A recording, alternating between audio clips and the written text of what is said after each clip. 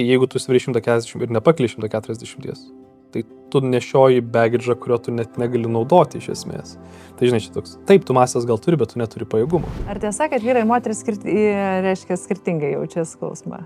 Skambės gana lengvabūdiškai, bet bendrybė tai, kad skausmas yra emocija, o ne fizinis pojūtis. Nuo jaunų dienų eina ir neteisingai daro tos pratimus sporto salėse. Kokia tai tavo nuomonė? Ar žalą didesnė daro, ar vis tik tais esmė yra, kad svarbu sportuoti, nesvarbu kaip, bet svarbu, kad sportuotų? Tas pats kelimas štangos nuo žemės, ar ne, sulenkta ir ištiesta nugara, ar ten kažkokie kiti baziniai pratimai, kurie yra atliekami neteisingai. Kūnas sukurtas laipyti medžiais ir mėtyti akmenis ir stalo ir kėdės atradimas nepaneigs 1000 metų evoliucijos. Laikrodžiams ir žiedams irgi tas pats, kad atsikeli, pasižiūri, jeigu ten tam tikras nesurinktas kiekis taškų skoras ir žiūrėk, tu jau tenais daug prašiau jauties ir tavo diena priklauso nuo to, kad jeigu ten mažiau negu 90, žiūrėk, tu jau visai kitaip operuosi per tą dieną. Ortoreksija irgi taip pačioje kategorijoje, žmogus nepripažįsta, kad tai yra patologija, kad jisai liguista turi požiūrį į kažkokius skaičius, o kaip jis jaučiasi iš tiesų jisai mažiau galvoja, nes jiems svarbu skaičius atitikti. Pagrindinis šios tinklalaidės rėmėjas Zenju. Zenju tai ne tik maisto papildai. Tai yra mano misija – sukurti koncentruotus, švarios sudėties, itin veiksmingai pasisavinamus maisto papildus, kurie efektyviai sprendžia mūsų kasdieninės problemas – energijos trūkumą, prastą miegą, silpną imunitetą, odos, plaukų problemas, hormonų disbalansą. Šis projektas gimė iš labai asmeninės patirties. Daugiau negu 10 metų auginant kosmetikos prekinį ženklą Manila, supratau, kad perdegimas tikrai egzistuoja ir kad sveikatos nenusipirksi už jokius pinigus. Ir gyvenimas privertė atsigręžti save ir susimastyti ir pradėti savimi rūpintis. Čia ir gimė idėja kurti Zenju. Aš tiesiog neradau papildų, kurie man pačiai būtų veiksmingi. Todėl pasinaudojant savo, kaip medicinos gydytojos ir mitybos specialistės žiniomis, bei padedant kitiems Lietuvos mokslininkams, juos sukūriau. Mūsų tikslas – edukuoti visuomenę apie sveikatingumą. Ir būtent Zenju dėka turiu galimybę kalbinti šiuos nuostabius žmones, savo srities specialistus, visiškai nemokamai šviesti visuomenę sveikatos gerinimo temomis ir dalintis turimomis žiniomis. O norintiems įsigyti Zenju maisto papildų, primenu, kad su nuolaidos kodu Zenju 8020 gausite papildomą nuolaidą visam savo prekių krepšeliui mūsų elektroninėje parduotuvėje www.zenju.lt. Susipažinkite su mūsų podcast'o draugais. Moja Matcha – ekologiška matcha arbata. Jei dar nebandėte ir neprisijaukinote šio nuostabaus gėrimo, tai Moja Matcha yra ta, nuo kurios galite pradėti savo matchos kelionę. Kas yra matcha? Tai yra japoniška žalioji arbata, kuri išsiskiria savo kokybę. Yra švelnaus skonio, ryškios žalios spalvos, kokia ir turi būti kokybiška matcha. Ir galite rinktis netgi iš 3 matchos rūšių pagal savo skonį. Tai yra premium matcha, ieškantiems švelniausio ir sodriausio skonio. Traditional matcha, autentiška matcha ritualui su vandeniu arba pienu. Na ir daily matcha, tokiam lengvam kasdieniniam matcha latte ar kokteiliams. Tiems, kas iš tikrųjų mėgsta intensyvesnį skonį. Moja Matchos galite įsigyti Gourmet Life parduotuvėse, internetinėje svetainėje www.gourmetlife.lt, tiek fizinėse parduotuvėse Vilniuje, tai yra prekybos centre Oze, Unoje, iki Bendoriai ir Nordika.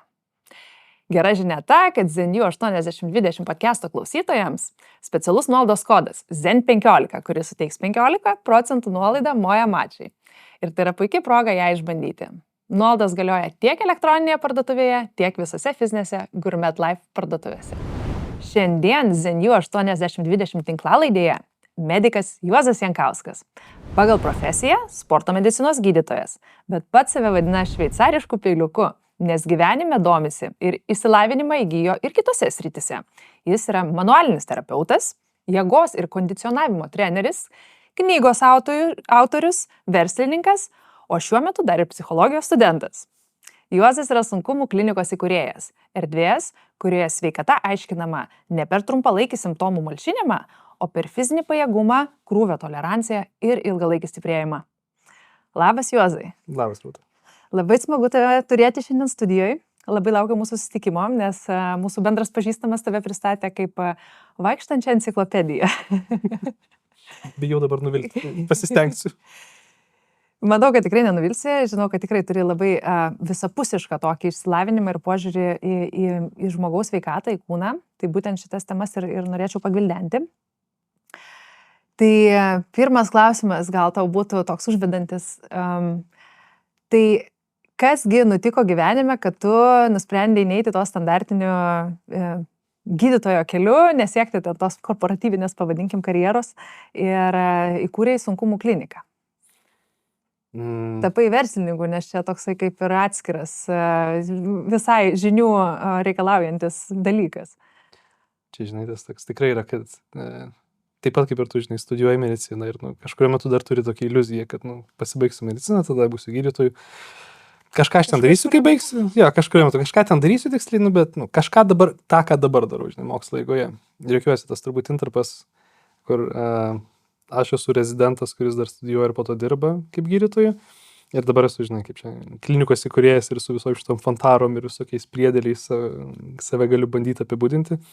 Tai kažkurio metu tiesiog, čia buvo toksai, personifikavau tokį seną filmą 2000-ųjų Eurotripas, gal prisimeni, kur tenais keliavo amerikiečiai 4-5 į Europą ir maždaug Eurotripą turi.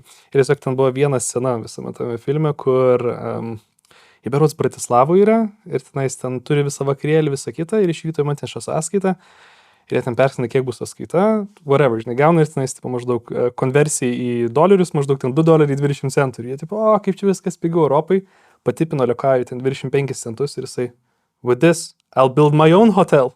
Tai aš jokiuosi, žinai, to kažkurio metu buvo akimirka, kur tiesiog tiekėsi, atsiprašant, užsipisęs tą struktūrą, kur tu egzistuoji, tau nepatinka visą tai ir galiausiai, žiūrėk, arba aš skūsiuosi ir būsiu čionais, arba aš pabandysiu padaryti kažkaip, kaip man atrodo teisingai. Tai va tas lūžio akimirka buvo vienas etapas mano studijose, vadinkime taip, arba gyvenime. Ir toliau reikėjo iš esmės statyti viską. Tai, žinai, tos pačios detalės turbūt, žinai, taip pat ir tau, kur čia buvo į medikę, bet po to nuėjai nebūtinai į mediciną, tiesiog yra... Irgi tas pip žodis. Jo, žinai, kaip čia, ne iš gerų patirčių tai vyksta. Tiesiog tą akimirką, kadangi buvo toks, sakau, yra paribinio suicido mentaliteto, kur arba, kaip čia, arba eini nebūtinai pozityvių kelių, arba, kaip čia, bandai iš to mėšto išsikapstyti ir pasidaryti kažką patogiau. Tai va, tai tiesiog tuo metu buvo tam tikras lūžis, kur išėjusiu iš gydymo įstaigų, apibendrintume istoriją, tai išėjau iš gydymo įstaigų ir sakiau, dabar aš 3 mėnesius patestuosiu ir pažaisiu, čia biškai čia treniruoju, kažkiek va čia man kviečia į seminarus, turiu dar kažkokį kešų tokį rezervą, kad galėčiau suleis pažaisti, išėjau iš gydymo įstaigų, ir, taip sakant, teleportuojamės 10 metų į priekį, gydymo įstaigą savo pasidariau jau. Geras, labai, labai primena, labai rezonuoja, nes mano istorija panašiai. Aš irgi išėjau iš rezidentūros po 2 metų, su tikslu grįžti, bet išėjau savo sakydama, kad aš tik metam išeinu pailsėti, akademinės pasiėmiau, žinai, ir po to viskas, the rest is history, žinai. Taip. Ir ir išeini tikrai ne iš gero, kad dabar aš išeinu ir turėsiu šį savo verslą ir man tikrai pasiseks ir čia visi bus laimingi, nieko panašaus, išeini ir tada sprendi jau, ką toliau darysi, gyveni day by day, tai labai, labai rezonuoja tavo šitą istoriją.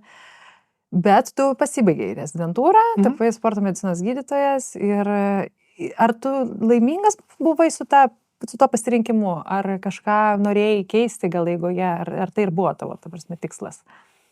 Šiaip pačios studijos mane tikrai labai ant kelio užvedė, nes, kaip čia, patys suprantam, kad sporto medicina yra tokia egzotinė medicina iš visų tų, žinai, standartinių, kardiologija, pulmonologija, tai jinai įdomi gal buvo pačiose, kai stojau, mažiau tikėjausi iš jos, negu kad gavau. Nes pačių studijų eigoje, kaip sakau, yra daug tokių dalykų, kurių mes darome, buvo, kaip sakau, tokie funkciniai tyrimai. Tai yra, žinai, ar tu darai vadomaksus, ar darai visokias plantogramos tenais, kaip žmonės svoris skirstasi, ar tu tenais darai kažkokius kitus metabolinius tyrimus, arba tenais tokie insight aparatai, tai yra kaip paskirsto raumenų tonusas stuburuose, ir tu turėdamas, kaip sakau, įvairų inventorių. Aš net savo rezidentūrą vienu metu vadinau, kad čia yra, aš turiu dotaciją mokytis, nes programa kaip ir yra ant popieriaus, bet niekas programos neprižiūri. Aš tiesiog turiu visą laboratoriją ir, žinai, dabar daryk, ką nori, mokykis. Ten galiausiai turi savo tą baigimą parašyti, tai gerai, 3 metus ir skaitai tyrimus, žaidi su įranga ir galiausiai kažką išbandai iš to pasiimti. Ir kadangi buvo ta mintis, kad aš, kaip čia, žiūrint į priekį, tiesiog atsidarai skelbimus, niekas neieško sporto mediko, tai gerai, reikės kažką daryti, kaip čia, kažką reikia išmokas būtų naudinga.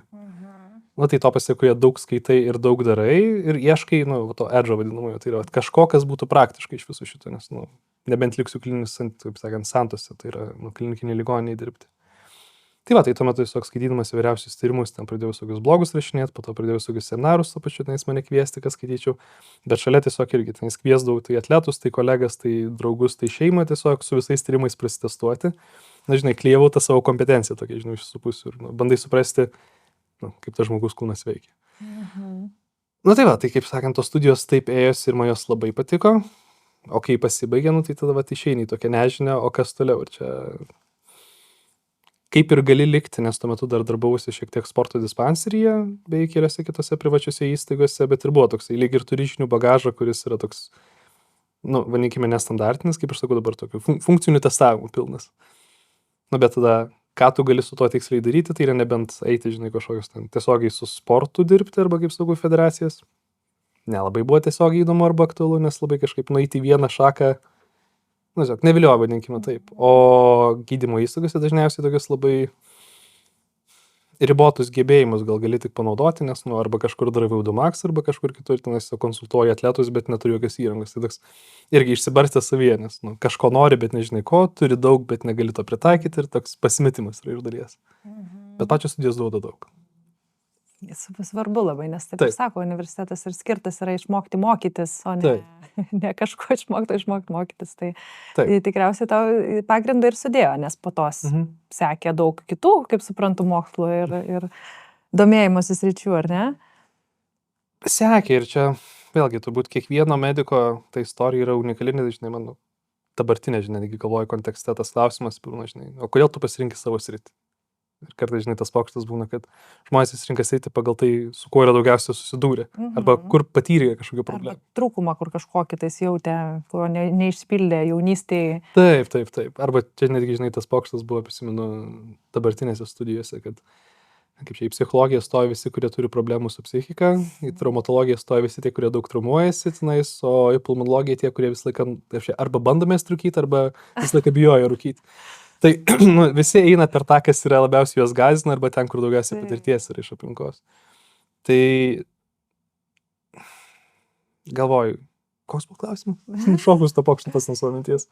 Kad daug kitų įgyjai dar pakeliu iki dabar. Taip. Tai esmė, kad irgi su to visu, kadangi originaliai įstojau tą sporto mediciną ir kaip ir nežinau tiksliai, ką aš tu noriu daryti, nes kaip sakau, toks esu, turėtum atlikti standartizuotas funkcijas, kaip kartais juokiuosi, kad yra medikai mokymi tam tikro algoritmo pagal savo sritį, žinai, ar ten diferencijuoti hipertenziją, arba metabolinį sindromą, ar kažkokius kitus atlikinėti tyrimus, bet tada man yra klausimas, ypač kai esi sporto medicinoje, nes sporto medicina yra tokia, čia gal pačiai reikia apibrėžti šiek tiek, nes sporto medikas yra, taip irgi, žmonių kalba yra, kad reabilitologo darbas yra statyti iki normos po traumos arba lūžio kažkokio. Sporto mediko darbas yra gebėti žmogų arba spausti žmogaus maksimumą, nesulaužant per silpniausią vietą. Dėl to tu esi toj komandai įsivaizduojamo atleto, kaip tas asmuo, kuris kontroliuoja, žinodamas, kad žmogus ar turi buvusį lūžį, arba turi kažkokią skyliukės nepakumą, ar turi kažkokį gastritą, ar kitas patologijas. Kaip galima tą atletą toliau leisti jam treniruotis, kad jisai neprakiurtų per tą vieną sistemą, kur yra ir taip jau jautri ant jo. Nes visi turim kažkokią pažeidimo labiau arba jautresnį vietą.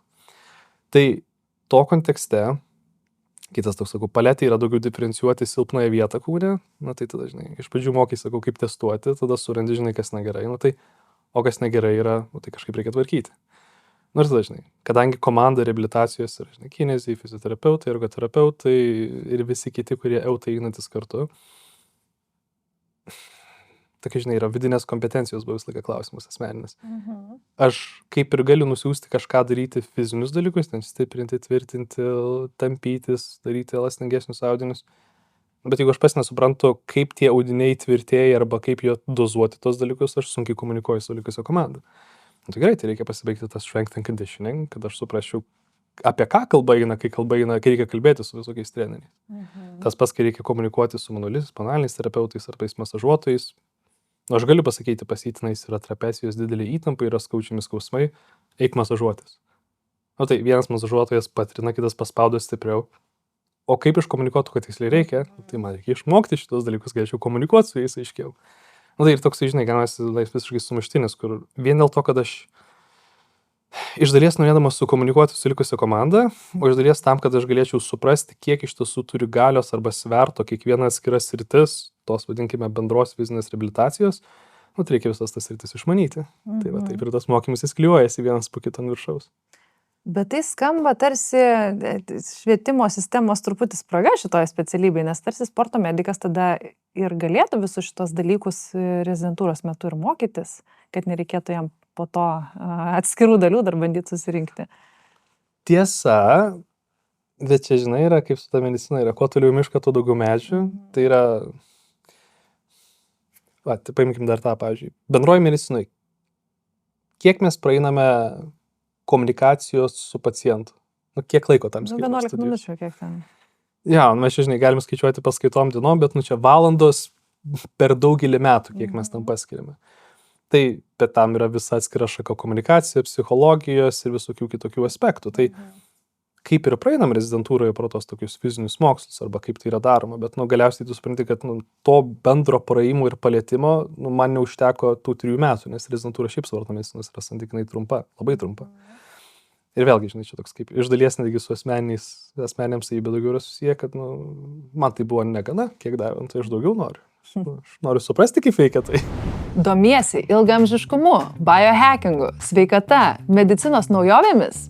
Kviečiu prisijungti prie sparčiai augančios Zenių bendruomenės ir užsiprenumeruoti mūsų naujienlaiškius, kuriuos rasi www.zeniu.lt/naujienlaiškiai. Man patinka visapusiškas požiūris į dalykus, aš irgi, kaip palyginimas dabar turiu verslą ar ne, ir kažkokių dalių nesuprantu, nes negali būti verslininkas ir orkestras. Daug žmonių yra tiesa ir aš irgi, bet negali gerai išmanyti, bet gali po truputį išmanyti kiekvieną sritį, bent jau bazinius dalykus, žinai, ir reklamą, ir buhalteriją, ir logistiką, ir teisę, ir turi šitos dalykus išmanyti, jeigu nori būti apsidrausti nuo nesėkmingų visokių įvykių. Gerai, o dabar dar studijuoji ir psichologiją, čia naujas tavo dar tau maža buvo, ar ne? Jo, čia turbūt paskutinis jau dabartinis etapas, nes dabar kaip tik, man atrodo, mėnesio bėgiai kaip ir pasibaigs tos visos studijos, tai tiesiog jau pabaigimai savo pabaigti, vadinkim taip. Jeigu visos tos, vadinkime, pirminis studijų etapas, ir čia pirminė aš vadinu viskas, kas yra po rezidentūros, tai yra toks baigi rezidentūra, tenais mokys to, sakau, fizinio kūno treniravimo, ta manualinės, visos dalies, ir ten visokių tokių dalykų ant viršaus, bet jie yra apie kaip veikia muskuloskeletas, kaip sakau, mano sistema yra muskuloskeletinė, man jį reikia suprasti, kaip čiupinėti, kaip atpažinti ir visą kitą. Ir dažnai, bet pats darbas yra, ne vien tik tai, kaip sakau, mechanika, ne tik tai pačiupinėti tą, patampyti ir padaryti kažkokius testukus ir pasakyti, čia gerai ir negerai, bet yra ta interpretuojamoji dalis, tai yra, kaip žmonės apie tai komunikuoja. Dažnai, tu gali pasakyti, tau skauda nugarą, montuotojas mūsų Edvinas gali pasakyti, jiems skauda nugarą. Ir jūs abudu komunikuosite apie tą patį skirtingai ir tai gali būti dėl to, kad skirtingas tai yra pojūtis, skirtinga, kiek jūs tai jaučiate, arba skirtingai, kaip čia didelį skausmą jaučiate. Iš kitos perspektyvos dar tai yra jūsų patirtys ir jūsų baimės apie tos vietos tolimesnį, nežinau, ten progresavimą, regresavimą, kaip tai įtakos jūsų gyvenimą, irgi pakeis, kaip jūs apie tai komunikuosite stipriai ir nestipriai. Tai man gebėti diferencijuoti iš komunikacijos, kaip sakau, per empiriką aš jau galiu spėti, kad tai žmogus, ar čia bus tai, kai sako taip ir yra, ar čia jis tiršina biškeris, kaip tik bando paslėpti. Čia kaip ta klasika, kad vyrai visą laiką vengia kalbėti apie problemas, moteris ašina dar tas problemas, arba pertikė per stipriai dar išpučia. Yra tiesos. Ja, tai bet tai gali kaip ir po to jau nujausti, nes vis tiek dirbi su kažkokia sritimi ir kartojas tos situacijos. Bet vėlgi tada aš kaip ir apie visas kitas sritis kalbu, tai yra, aš gal ir galiu nujausti, bet kad aš komunikuočiau netgi su žmogum arba po to su kitais specialistais, kodėl aš įtariu, kad tai yra psichosomatija arba somatopsichika, man reikia turėti kompetencijos tą išmanyti. Tai yra, nuo ko priklauso jo skausmo suvokimo intensyvumas, yra dalis mano darbo. Tai tam, kad aš po to net nuridrektinčiau, kad jums gal reikėtų pas psichologą, psichoterapeutą, arba gal dalis iš jūsų išgyvenimo skausmo yra tiesiog susijęs su tam tikrom aspiracijom, kurios yra, kaip čia dabar, joms yra daroma įtaka, kad tu kažko negalėsi pasiekti, jeigu to nesutvarkysi, tai dėl to tu jauti daugiau skausmo, negu iš tiesų jų yra. Tai mums reikia disocijuoti tai, kad tau skauda nugarą, nepadarys, kad jinai yra, kaip čia, sulūž per ateinantį mėnesį, kai važiuosi slidinėti. Ir tą reikia gebėti žmogui iškomunikuoti, kad dalis yra organikos ir dalis yra psichologijos. Ir čia man tam reikėjo papildomų žinių, ko neduoda medicinos studijos. Taip, labai gerai čia paaiškina ir iš tikrųjų man pakankamai, ne tai, kad naujiena, bet ar yra kažkokios objektyvios skalės, kaip galime įvertinti žmogaus psichologinį pojūtį skausmo? ar tiesiog reikia apie tai kalbėti ir žmogui paaiškinti, kad skausmas gali būti daug stipresnis, jeigu tu galvoji, kad čia yra labai rimta problema, o iš tikrųjų tai galima tą problemą sutvarkyti tokiais ir tokiais būdais ir tarsi tas žmogus atsipalaiduoja ir jam to mažiau skausmo jaučiasi. Čia, žinai, man yra viso 2 metų kursinio tema, tai yra skausmo suvokimas ir kaip mes jaučiame. Ar tiesa, kad vyrai ir moteris reiškia skirtingai jaučia skausmą? Dar prieisiu prie to, bet aš turbūt pradėsiu nuo kitos minties, čia biškį dėlsiau, nes galvoju, kaip tai suformuoluoti teisingai. Skambės gana lengvabūdiškai, bet bendrybė tai, kad yra skausmas ir emocija, o ne fizinis pojūtis. Didžiąją dalimi. Net yra tarptautinės tos skausmo asociacijos, čia pavadinimas turėtų tikrai būti metalo grupės pavadinimas. Bet tarptautinė skausmo asociacija yra atskira organizacija, kuri tyria tiesiog skausmo suvokimą kaip tokį simptomą, sindromą vadinkime. Ir jie turi labai gražą apibrėžą, kad skausmas yra esamo arba potencialaus skausmo emocinis suvokimas ir išgyvenimas, kuris yra jaučiamas subjektyviai. Tai tas yra, kitaip tariant, yra tai, kad tau gali skaudėti, nes yra kažkas, arba tu manai, kad gali būti kažkas. Kitaip tariant, tai yra susijęta ir su tavo tam tikrais baimėmis, kurios yra apie tą vietą arba tavo sąsajomis, kad ta vieta kažkokią funkciją atlieka tavo kūne. Tai taip sakant, kiek tu sudėsi į tai svorį, tiek tas skausmas gali, kaip sakau, multiplikuotis. Tai gali jausti x2, x3, x5, x10. Kuo tu ilgiau su tuo gyveni, tuo jis irgi labiau multiplikuojas, nes tu apie tai vis daugiau galvoji. Tai taip sakant, tas skausmas, kaip žinai, svogūną reikia sluoksniuoti, kiek tame yra organinės šaknies ir kiek tame yra dar kitų įsitikinimų aplink jį sudėta. Tai kaip mama vaikystėje sakydavo, jeigu ateidavau, sakydavau, mama galvas skauda, išgerk vandens ir praeis. Tai iš principo teisi buvo, ar ne? Kad pailsėk, kad sužodžiu. Taip, biškai atsitrauk nuo tos minties, nesėdėk, kad kažką dėl to padaryk. Nebūtinai tas vanduo tiesiog yra priežastis, kurį išspręstai, bet tai bent jau bus kažkas, ką dėl to padarys, o ne skauda galva, kaip blogai. Tai jeigu ir mama duoda to vandens atsigerti, tai fundamentaliai yra vien tam, kad nebūtinai tas vanduo kažką išspręs, bet tai yra bent jau leis kažką padaryti ir tai, kad tai jau nukreips savo dėmesį nuo esamo skausmų, kas jau yra gerai. Žinai, gal buvo dehidratacija priežastis ir tai padės tai išspręsti, bet tuo metu, kai tu atsigersi vandens, tu bent jau tikėsi, kad kažką dėl to padarei ir tai bus kažkuria prasme sprendimas. Iš to visą temą, žinai, gali būti sluoksniuota apie tą patį placebo efektą, tai yra tai, kad tu tuo tiki, jau gali daryti įtaką tavo tolimesniam skausmo suvokimui. Tai kažkas yra geriau negu nieko. Ir prieš tai aptariam užkulisiuose, kad 30% netgi placebo efektas yra ir tai yra, pakankamai didelis skaičius, jeigu tu gali išgerus vandens save įtikinti, jeigu tai priežastis nebuvo dehidratacija, o tiesiog įtampos galvos skausmas, tu tiesiog turėjai atsitraukti nuo to veiksmo, kurį darei ir išgerus vandens tau suveikia. Tai super geras skaičius, kad taip būtų galima. Be abejo. Ir netgi visam tam, taip sakant, čia mes kalbame apie klasikinius, kaip sakau, klasikinių lygų gydymus, apart infekcinių, kur tiesiog yra viena problema, išgerk specifinį antibiotiką ir, žinai, išgysi. Dauguma kitų lygų arba kitų sistemų yra turi tokie, kaip sakau, ypatumą, kad tu iš esmės bandai sudaryti sąlygas, kad kūnas gebėtų greičiau pats susitvarkyti. Žinai, ar tu kalbėjai apie tą pačią hipertenziją, kur techniškai tu kontroliuoji su savo vaistais, ar ten kokią išmetimo frakciją, arba kraujagyslių, kaip čia, įsitempimą tam, kad numeštum tą spaudimą, bet fundamentaliai tu tiesiog lauki ir po to tu tikiesi, kad kažkokie kiti efektai kūne dažnai natūraliai vykstantis, kai tu ten nors sportuoji, ar kvepuoji, ar giliau miegi, patys biškis sunormalizuos tą, taip sakant, širdies veiklą.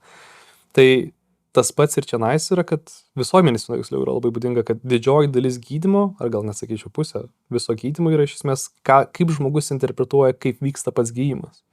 Dėl ko yra labai didelė dalis, man atrodo, pas mus yra, taip sakant, akcentas dedamas pačioj klinikoje, tai yra, kad kuomet tu komunikuoji su pacientu, yra tiek pat svarbu, ką tu darai, kiek tu komunikuoji apie tai, ką tu darai. Nes žmogus turi suprasti, kas su juo vyksta ir kaip jisai tenais atsidūrė.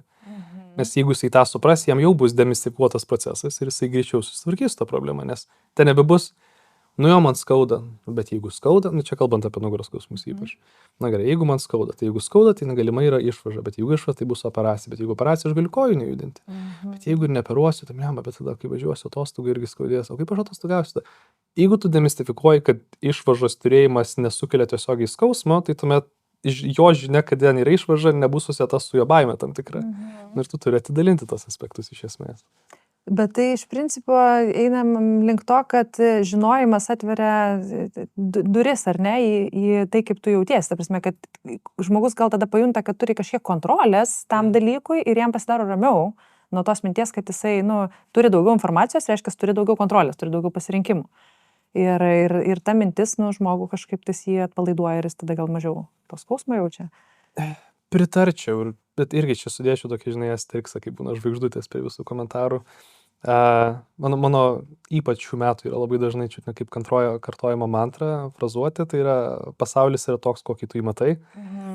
The world is what you believe. Ir Antoine de Saint-Exupéry, Mažojo princo šitas pasakė, kad grožis slypi žiūrinčiojo akise. Taip. Tai ir va čia yra, kad kalbant apie gydymą ir apie ypač skausmo temą, tai yra, kad tu iš esmės privalai, suprasti, iš ko susideda šitos problemos, kad tu galėtum atsluoksniuoti, kas yra realybė, kas yra įsitikinimai tam tikri. Bet kai kalbi plačiaja prasme apie daug žinių turėjimą, daug nereikia žinoti, nes kuo tu daugiau žinosi, tuo tu daugiau tavo smegenys ieškodamas, kaip išvengti problemų, dar daugiau pradės nerviškai ieškoti, ko išvengti, ko nedaryti, o gal tą daryti, žinai, kaip čiut net ta pati ortoreksijos tema, tai yra žmonės, kurie taip giliai įlenda į aš turiu vartoti teisingus produktus, kad jaučiu sveikatą. O ortoreksija, atsiprašau, kai tu atsistoji ir... Ne, ortoreksija aš turiu kaip mitybinė, kaip yra anoreksija problema, kad nevalgai pakankamai, kaip tu reikia, jeigu taip laisvai banalinu. Ortoreksija yra kaip atskira kategorija, jau irgi F klasifikacijos, kai yra žmonės, kurie turi liguistą požiūrį į maistą ir jaučiasi prastai, jeigu nesimaitina teisingai. Oho, yra tokia jau diagnozė. Taip. Oficialiai, oho. Tai yra, kitaip tariant, bet šitas yra, aš privalau suvartoti X kiekį baltymų, X angliavandenį, jeigu aš nesuvartosiu kažkokią papildą, aš tai jausiuos blogai.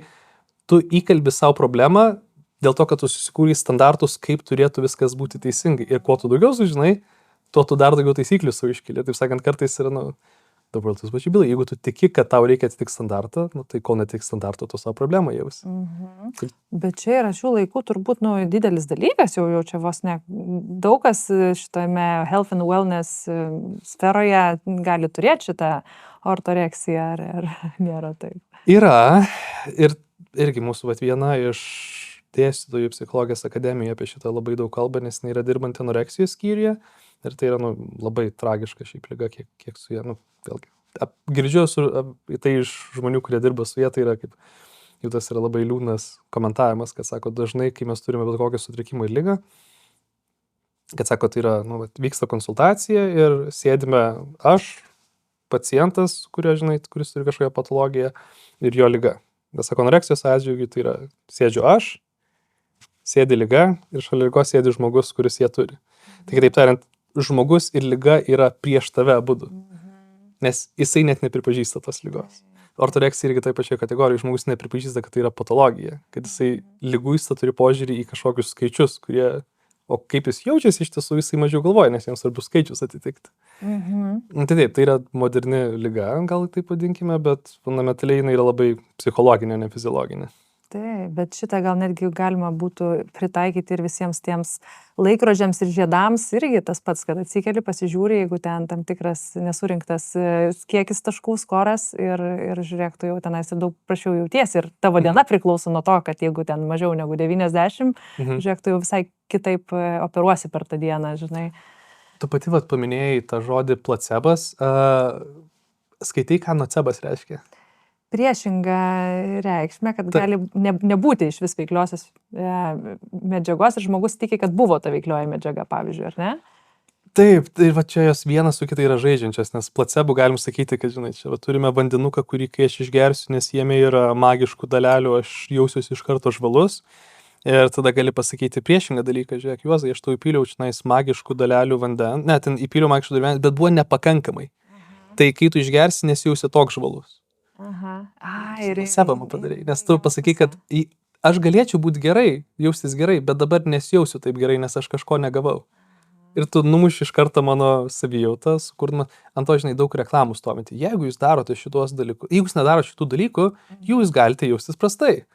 Tai tokia nocebinai žmogų, tai pasakydamas. Tikrai, geras, niekad nepagalvojau apie šitą. Čia komunikacijos tie dalykai, kur aš irgi kartais sakau, juokiuosi su savo kolektyvu, kad yra niekada nešnekėkite apie dalykus, su kurių jūs neišmanote, nes jūs galite nuteikti kažką prieš procesą, kurio iš visų jūs net nesate atsakingi taikyti.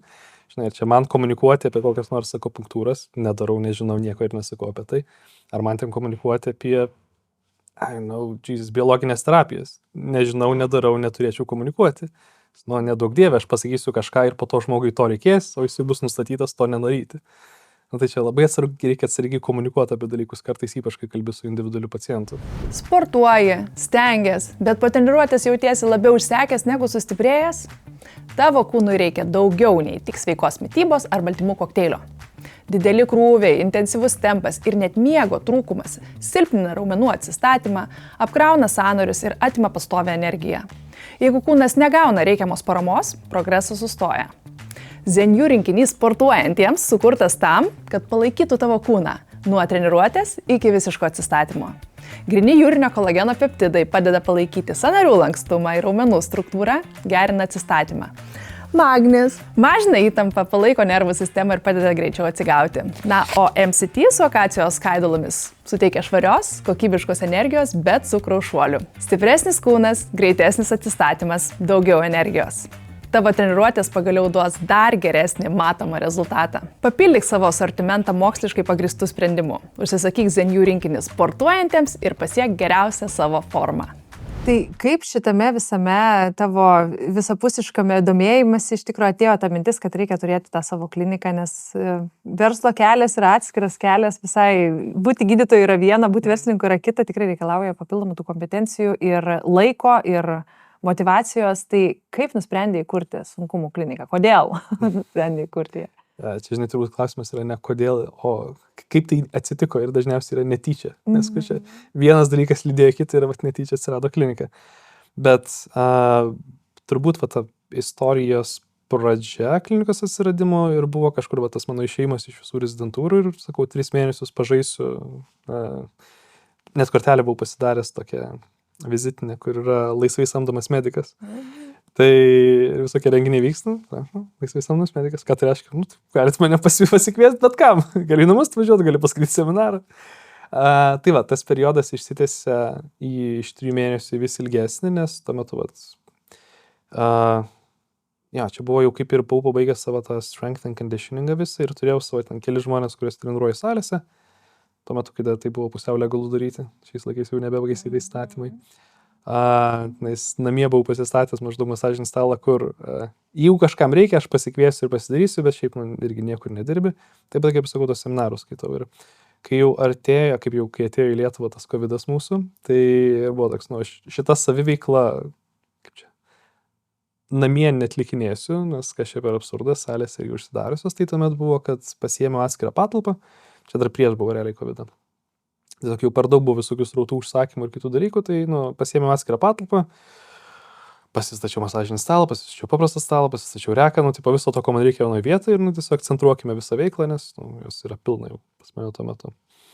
Tai sakant, tas srautas kažkoks darėsi tų žmonių, kažką pakonsultuoji, kažką ten, sakau, pamasažuoji, kažką tenais patreniruoji ir dirbi savo ten tus darbus. Kažkurio metu irgi tiesiog jau užklausų yra daugiau negu spėjai. Čia jo buvo 20 metai, atsirado toksai vienas irgi kolega,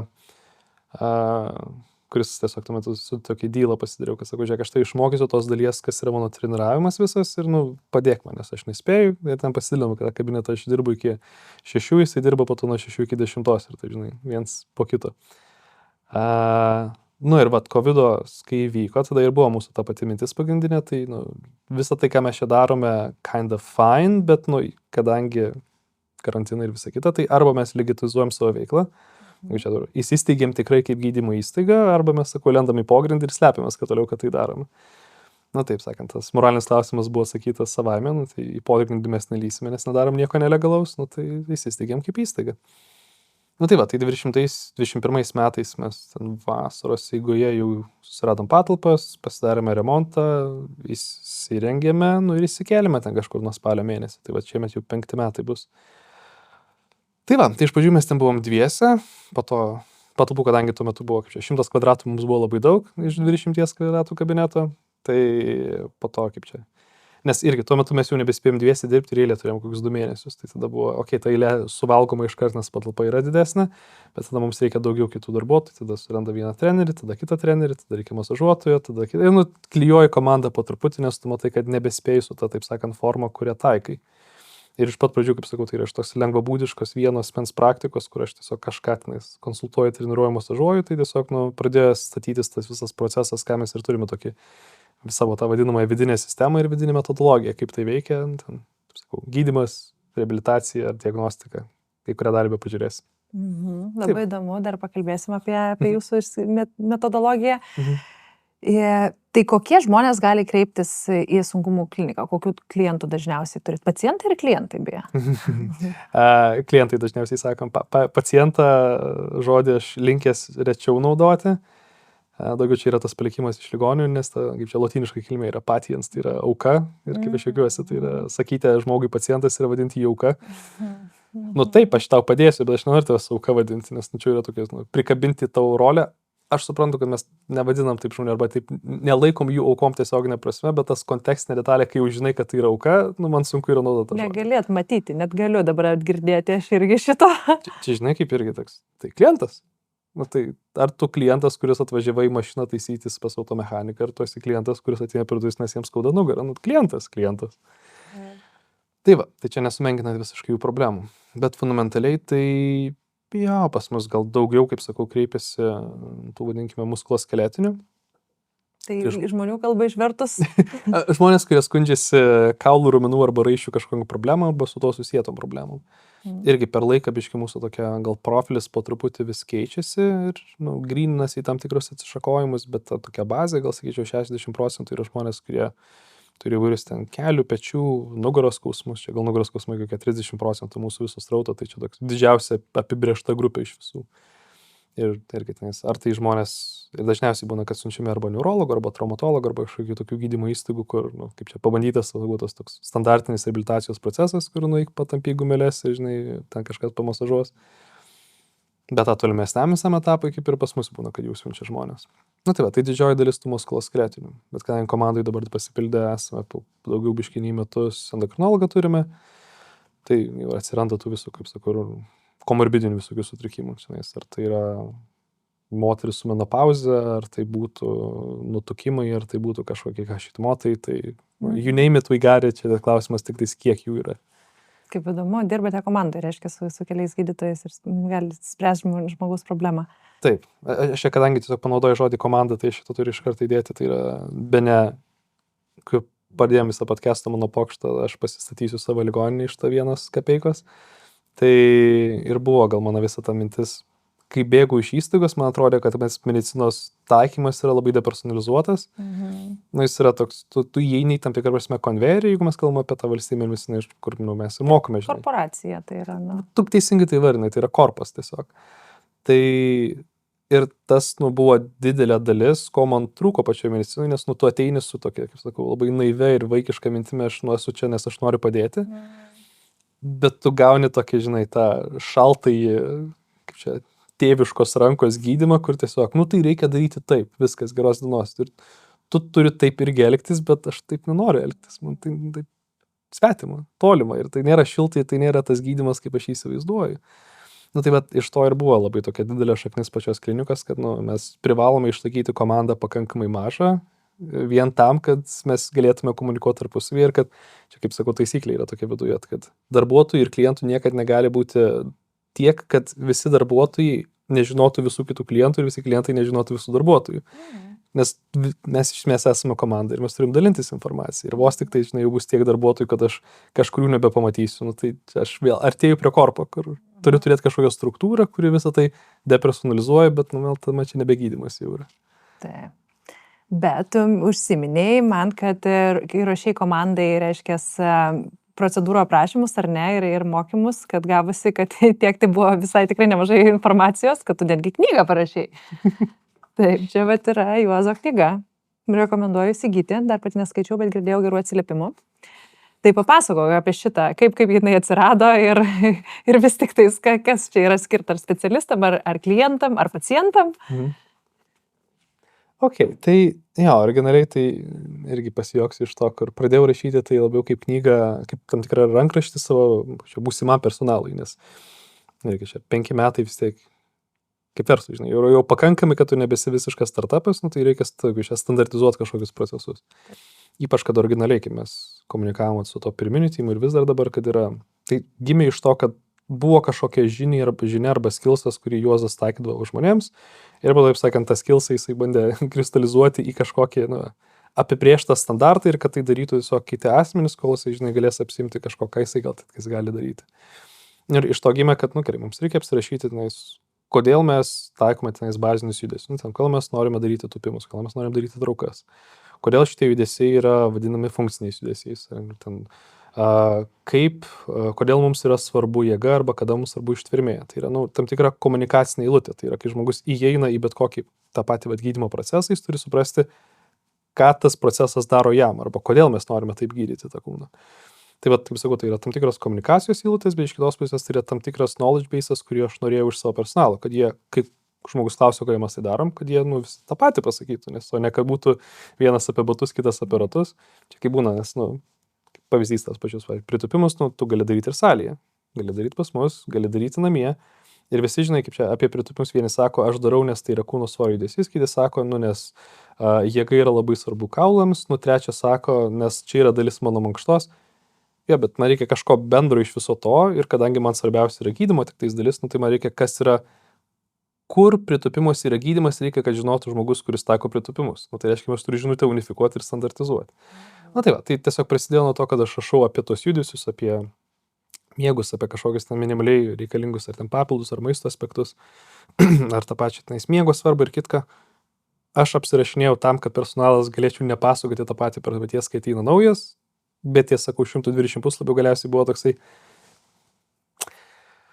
Tiesiog pradėkime fotografuoti jau nuotraukas visų judesių, sudėkime tuomet ir standartizacijas visų judesių atlikimų ir dar įdėkime guideline visos mitybos ir paleiskime tai žmonėms, kurie jau yra klientai mūsų, nes akivaizdu, kad šiandien jau nebe rankraštis darbuotojų skaityti. Kai jau išsiplėti 250 puslapį, tai žinai. Ne savaitgalis skaitalas. Geras, ir pavirto knyga ir, žodžiu, tie, kas tikrai domisi jau kūnų judesių sportu, ar ne, jinai vertinga tokia perskaityti ir ten daug paaiškinamų dalykų apie tai, kaip taisyklingai reikia tos pratimus daryti galų gale. Jo, čia gal aš labai dažnai irgi, pati knyga yra surišta šiek tiek su mūsų, kaip sakau, vieta pačioje medicinoje, nes kaip mes turim tokį klasikinį suvokimą, kad yra pirminė pagalba, ką vadiname skubia pagalba, yra po to antrinė pagalba arba antro lygio ligoninės, tai yra tos poliklinikos, kaip mes jas suprantame, ir tada, žinai, yra tretinis lygis, tai yra universitetinės, didelės ir grandiozinės. Tai mes tokie, kaip sakau, pas mus klinikų yra kažkas tarp gydymo įstaigos ir sporto salės, vien dėl to, kad ūmios patologijos, kur, žinai, yra lūžis, infekcija ir visą kitą, mes jų nematom, nes reabilitacija nėra šitas rytis. Tai mes iš esmės esame ta riba, kur, kai žmonės ateina, mūsų pirmasis darbas yra sutvarkyti pirminę problemą, kad žmogus nejaustų didelio diskomforto ir nedarytų įtakos jo kasdienybei, bet po to yra sudėti kažkokius barjerus ir buferius, kad tas dalykas neatsikartotų. Tai toksai iš dalies mes kaip ir atliekame gydymą, bet po to mes visą likusį dėmesį dedam tiesiog kaip prevenciją, kad tai nesikartotų. Tai va tokia vieta yra, kaip sakau, tarp žemės biški ir dangaus, nes kaip ir gydymo įstaiga, bet dažnai užsiemam dalykus, kas yra labai bendras sveikatinimo. Prevencija turbūt šiais laikais. Didžiąją dalimi taip, tiesiog vadinkime tai prevencija, nes kartais gali paūmėti patologijai, bet kaip pat tų pačių sporto mediko apibrėžimų. Aš žinau, kad tu turi patologiją, aš žinau, kad kažkas neveikia taip, kaip turėtų veikti. Ką galim daryti, kad tai tavęs neribotų ilgąją prasme. Kartais reikia, žinai, etapo, kai tiesiog sudedam kažkokius postolius, kažkiek reikia išminkyti kažkokią skirti tenais, vėlgi preparatus, bet po to, žiūrėk, viskas yra subalansuota ir standartizuota. Keliauk už mėnesio pasimatysim, šiaip jeigu nori pasikalbėk su kinesiu, ar tau reikia dažniau kažką daryti, ar čia nuotoliu gali daryti. Sakant, savo gydymo dalį padariau, toliau, sakant, reikia tik priežiūros. Gerai, o kokią metodologiją, užsiminėjai, taikot, ar ne, kaip suprantu, irgi tavo jau sugalvota, išvesta, ar ne, ir paremta baziniais turbūt principais, reabilitacijos, ko gero, ar ne. Tai jeigu gali pasidalinti, ko žmogui tikėtis atėjus tenais. Ok, tai iš tos perspektyvos irgi mes, kiekvienas specialistas į savo turbūt, į kūną žiūri per savo sistemą, žinai, taip, į kūną kardiologas žiūrės per širdies sistemą, nes kol širdis nesveika, tol kūnas nesveikas jam ir pulmonologas per plaučius, tai aš per tą muskulo skeletą žiūriu, tai nes irgi mano pasaulyje, taip kaip mes būtent tai ir standartizuojame, yra, kad visa kūno sistemos yra pastatytos ant tam tikrų funkcinių pajėgumų, kas iš esmės yra, kad ir kūno 3 fizinės bazinės charakteristikos yra kiek tu esi stiprus, kiek tu esi ištvermingas ir kiek tu esi plastiškas. Tai yra dar tos vadinamosios papildomosios atletinės charakteristikos, tai yra sprogumas, koordinacija, tai yra tie dalykai, kurie šiaip tavo kasdienybei nereikia labai daug, nebent tu pradėsi, kaip sakau, performant, tai yra tu bandysi lipti kalnus, tu bandysi pradėti šokinėti su šokdynė, važinėti ridučiais, tau tada reikės daugiau šitų charakteristikų, bet gyventi kasdienybė tai yra dirbti savo darbą, vežioti šunį, žaisti su vaikais ir panašiai, tai tau reikės kažkiek, kad būtum stiprus, kažkiek, kad būtum plastiškas ir ištvermingas, kaip ir tų sistemų balansų tarpusavyje. Ir čia netgi, kai kalbam apie tą patį gydymą, tai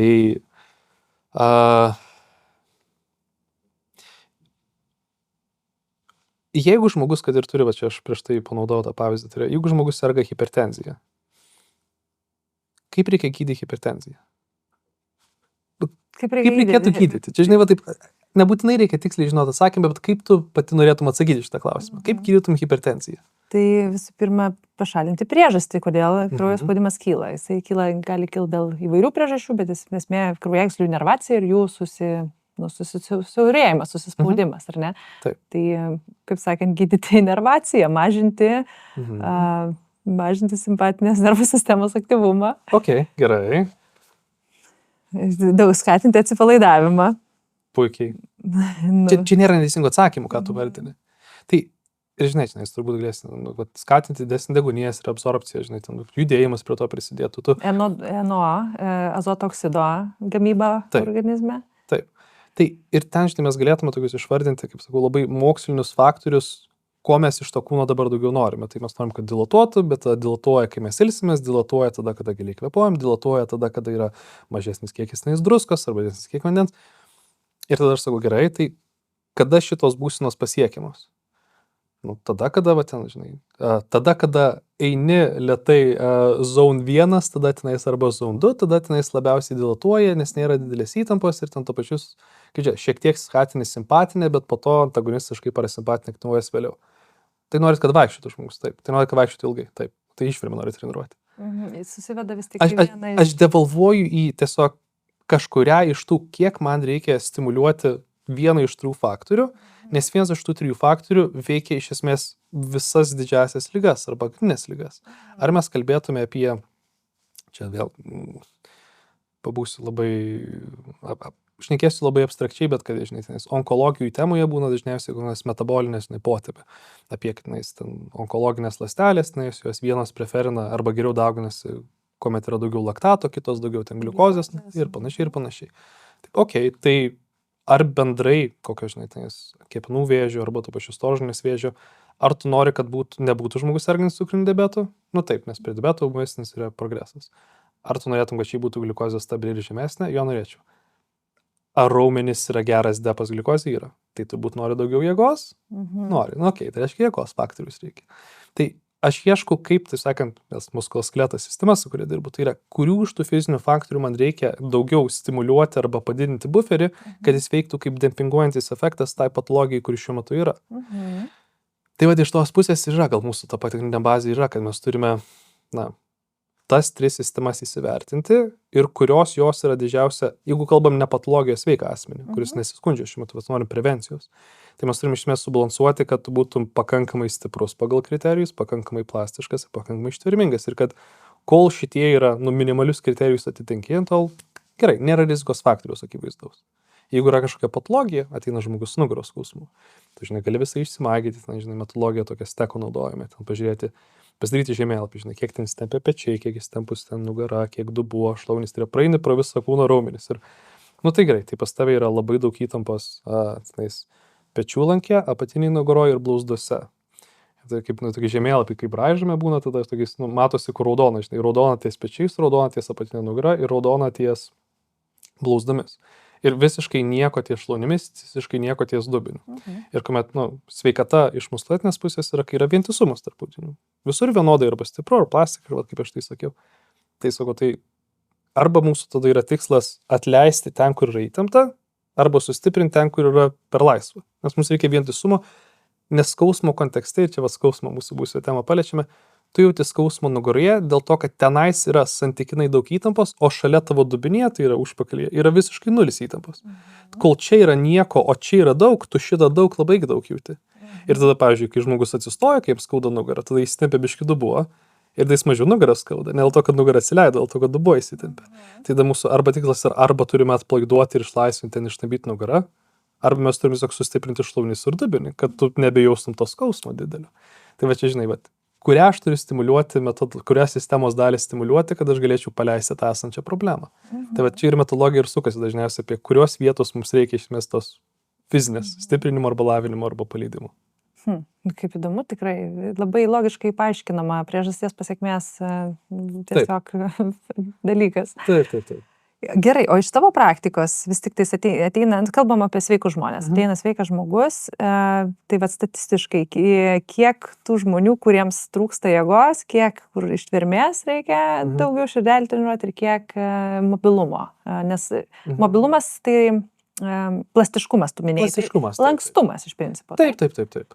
Tai vat, kur vis tik tai didžiausia problema sveikatos slypi, ko žmonėms trūksta? Sveikas žmogus? Na taip, norintis pagerinti savo atletinį performansą, prevencijai. Jėga. Jėgos. Vienareikšmiškai jėgos. Raumenų masės, kitaip tariant, jiems trūksta. Jėgos. Gerai. Ne raumenų masės, jėgos. Aš čia pasijuoksiu iš šito, nes žmonės, kurie yra stipriai nutukę, turi daug raumenų masės. Ar ne? Taip. Nešioti savo kūną kasdien tau reikia ir daug didelio kiekio raumenyno. Tai žmonės, kurie, mes turime tą kūną irgi analizės aparatą, tai dažniausiai, kuo tu esi sunkesnis plačiaja prasme, kad ir tavo riebalų kiekis, tai stipraus nutukimo, 40%. Pas jį, nors ir jis bus sverintis, dabar vieną, turiu asmenį, sveria 140, kūno riebalų masė yra beros 38 buvo, bet ir ten būna, ir raumenų rodo, tai tarkime, bet jo raumenų kiekis yra ant kūno kažkas apie ar 60 kg? Didelis. Taip, tai 60, tai ir tada jos sudėtis yra, gamas, jeigu taip labai subanalizuoji, 60 kg raumenų, 40 kg, ten 40 su pliusu yra kilogramų lašinių, ir tai jau turim 90 kg ir apie 30 kg vandens, ir ten kažkiek kaulų dar, ten 5-6 kg. Tai taip, tau reikia daug raumenų, kad nešiotum šitą masę kiekvieną dieną. Ir tuomet tokį santykį mes turim išsivedę dažnai, tai yra, kad mes galim pamatuoti ir aparas gali, kad turi pakankamai ir net per daug raumenų. O tai, bet techniškai tada yra funkcinis pajėgumas arba matas, tai yra sveikas vyras, tai yra vyras iki 56 ar 57 metų, jisai turintis yra gebėti pakelti savo kūno masę nuo žemės, ar biškį virš kūno masės. Tai jeigu tu sveri 140 ir nepakeli 140, tai tu nešioji bagidžą, kurio tu net negali naudoti iš esmės. Tai žinai, čia toks, taip, tu masės gal turi, bet tu neturi pajėgumo. Tai nenaudinga iš esmės yra tu jį nešioji. Tai dar ne krovą duoda širdžiai visom kitom sistemui. Taip. O tai taip ir gaunasi tada, kad reiškia, jėga yra generuojama naudojant tos raumenis, ar ne? O ne tai, kad juos turi. Taip. Kitaip tariant, treniruojant. Nes irgi, kai pagalvoji, kad mes šitą su dviratininkais kartais turime temą, kad jėga yra, čia toks fizikinis jos apibrėžas, tai yra tavo gebėjimas pajudinti išorinį objektą. Energijos kiekis reikalingas pajudinti išorinį objektą, 1 kilogramo išorinį objektą, tenais x metrų. Tai kitaip tariant, tai yra, kiek tu gali sunkiai pastumti kažką ar pakelti. Tai čia jėgos matavimas tada gaunasi. Ir dėl to, sakau, funkciniai arba baziniai judesiai yra tokie reprezentatyvūs viso kūno dažniausiai, nes pakelimas nuo žemės fundamentaliai yra tavo viso kūno darbas, nes tu ant žemės stovi kojomis, o objektą laikai rankose. Ir tavo dar tu turi kažkaip sustatyti savo skeletą teisingų kampų, kad tu galėtum, tiesia nugara, neapkraudamas nieko per daug, pakelti nuo žemės. Tupimas jau rankos nedalyvauja, žinai, viskas be rankų. Ten spaudimas virš galvos, dalyvauja tik tais tavo pečių lankos, kol tavo kūnas laiko izometrinį stimpimą, tai yra viena tiesė. Tai jie iš savęs yra geras, matas, kiek žmogus koordinuotas iš vienos pusės, o iš kitos pusės, kiek jisai gerai moka išnaudoti visą skeletą atlikti judesių. Nes netgi fiziškai, taip mąstant, yra, kad gebėjimas atkelti kūno svorį nuo žemės yra ne jėgos išraiška, o tiesiog teisingų mokėjimų pasinaudoti svertų savo kūno. Nes dubuo už svorio, tavo pečiai lankas prieš svorį. Jeigu teisingai svertus dėliosi, tai svorį pakelsi nesunkiai. Tai techniškai žmogus, sakau, dar net nepakelia. Čia apie vyrų šneku, moterim biškį tas standartas žemesnis ne dėl seksistinių priežasčių, bet dėl svertų priežasčių. Tai vyrų, kol tu nepakeli kūno svorio, tol tiesiog tu neturi pakankamai pajėgumo toje savo kūne. Tai ir dažnai klausimai apie efektyvumą, našas ir visą kitą, tai nieko keisto, kad nugaras skauda, tu net nemoki nugaros normaliai tempti, tai aišku, jinai kompensatyviai stipriau susitraukusi. Bet čia aš manau tokia, gan didelė apskritai problema, ką tu dabar pasakoji, tai aš nežinau kaip yra, bet man taip atrodo, kad dauguma žmonių ir nežino ir negali, turbūt negali tokių pratimų padaryti, atsistoti pilnai. Yra tas bazinis pratimas, kur iš sėdimos padėties turi atsistoti. Taip. Tai ką tai signalizuoja iš principo, ką tai rodo, kad tokie žmonės bus jūsų klinikos pacientai netoliamoje ateityje? Čia gal, žinai, reikia, čia ne kaip reklamas skamba. Tie žmonėmis mes turime ką išmokyti. Tai labiau priminti, nes irgi čia, žinai, nuobodžiausia sporto įstaiga pasaulyje esame. Mes mokame 4 judesių. Kaip atsitūpti, kaip pakelti, kaip iš galvos kažką paspausti ir kaip nuo žemės atsistumti arba paspausti nuo krūtinės. Kai šitos išmoksti, visa kita yra variacija. Žinai, variacija yra išmest kažką iš galvos, variacija yra įtupsta padaryti, viskas yra variacijos. Nes dėl ko ir sakau, kad žmonėms suskausta nugarą arba skauda nugarą, kai jis lipa iš mašinos. Skauda nugarą, kai turi siurblį išjungti. Tai gerai, tu lenkėjai siurblį išmok teisingai pasilenkti. Tai kitam yra išvažiuoja operacija, žinai, atlikta. Tai išmok lankstytis, tau vis tik lankstytis likusį gyvenimą dabar reikės. Tai taip, tokie, daug labai yra, atrodo, tos banalios logikos pas mus darbė, bet kur man ir buvo tam tikras lūžis pačioje rezidentūroje, kodėl ir buvo toks, at the back of my head, kaip sakau, yra mintis, kad aš nematau to ir tas turėtų būti kažkaip, perimta arba dalimi turi būti prisimta gydymo įstaigos, nepalikta sporto industrijai. Yra, kad dauguma tų dalykų, kuriuos mes darome su pacientais po operaciniais arba tai vačiai reabilitacijoje, kai reikia mokyti galūnės vėl valdyti arba tenais mokyti vėl pasikelti nuo žemės, kai tu, tarkime, nevaldai ten savo kojų arba tenais dalies savo kažkurios. Tai tos pačios taisyklės apie svertus ir apie įdarbinimą atskirų kūno dalių yra, realiai, kaip sakau, tai yra daroma ir darant pritupimus, traukas ir visą kitą. Tai čia iš esmės, tu suprasdamas tą anatomiją, tu kai išmokai žmogų atsistoti nuo stalo arba ten atsistoti nuo žemės po to, kai jis yra stuburą išvaržą, tai sekant dalis, kai išmokai atsistoti, padaryk, kad jisai būtų pajėgesnis. Tai yra sukurk buferį tam tikrą. Nes gyvenime, žinai, kad ir tu turėjai nugaros išvaržą, tai kažkada tu turėsi pakelti bulvių maišą, kartais turėsi pakelti savo, žinai, dėdę ar tetą, tu turi pasiruošti tiems atvejams. Ir tai aš vadinu buferį, tu turi sukurti didesnį rezervą, kad tada, kada tai įvyks, tu būsi pasiruošęs, o ne tada, kada viskas yra gerai. Taip, bet kaip tik prieš tai, kur filmavom epizodą kitą, tai kalbėjom apie tai, kad žmonės šiais laikais, aišku, žmogus žmogui neprilygsta, bet reikia turėti pakankamai didelį kiekį to sąmoningumo, aukštą lygį, kad tu suprastum, kad tu turi kažką užsitarnauti į ateitį, kad tai tave išgelbėtų nuo kažkokių tais nemalonumų. Ir žmonės paprastai, nežinau, daugelis žmonių taip nemasto, ar ne, kad susikurti savo sveikatos buferį, kad ateityje tau prireiks jo. Aš nebejoju, kad prireiks. Bet tikriausiai čia pakankamai didelio sąmoningumo reikalaujantis dalykas, kad žmogus galvotų apie prevenciją, apie ateities savo kažkokias veiksmus, kurios turės atlikti ir galbūt nebus neįgalus. Čia, žinai, yra tie visi finansų konsultantai yra trinantis rankytėm, taip, čia kur tos temos apie jums reikia susidėti savo finansinį kapitalą ir pasiruošti ateities problemam, tam jums reikia antros pensijų pakopos ir visos tos temos irgi yra, taip pat taip apie finansus, tas pats yra apie kūną, tai yra, čia, žinai, senėjimo temą dar biškiai paliesime, bet viskas yra, čia, žinai, ta pačiai pintinėje sėdi, tai yra, mano, gal net nebūtinai apie buferį šnekant, bet tokį irgi lengvo pokštą idėjas mano senelis labai mėgdavo vieną komentarą sakyti. Tai yra kūnas sukurtas laipyti medžiais ir mėtyti akmenis ir stalo ir kėdės atradimas nepaneigs 1000 metų evoliucijos. Ir aš irgi čia ne kaip mantrą kartais kartoju savo kai kuriems klientams, tu turi gebėti įlipti medį, jeigu reikės. Taip. Nes jeigu negali, tai kažkas su tavimi yra negerai, o ne standartas taiga nukrito, nes mes sėdime labai daug. Kad taip visi galvotų. O ką tu manai apie, iš tikrųjų, kaip sakant, sporto salės, ar ne? Daugelis žmonių eina į džimą ir sportuoja savarankiškai su staklėmis, ar ne? Kelia štangas, pasižiūrėjo YouTube'o ir aš neišimtis, ar ne?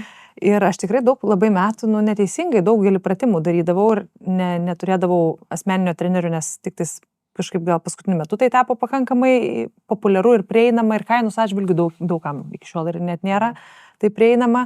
Ta prasme, kad žmonės visiškai savarankiškai nuo jaunų dienų eina ir neteisingai daro tos pratimus sporto salėse. Kokia tai tavo nuomonė? Ar žalą didesnė daro, ar vis tik tais esmė yra, kad svarbu sportuoti, nesvarbu kaip, bet svarbu, kad sportuotų?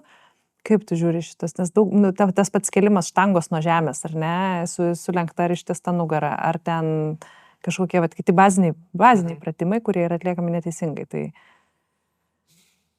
Nežinai, aš pasirinksiu turbūt antrą atsakymą.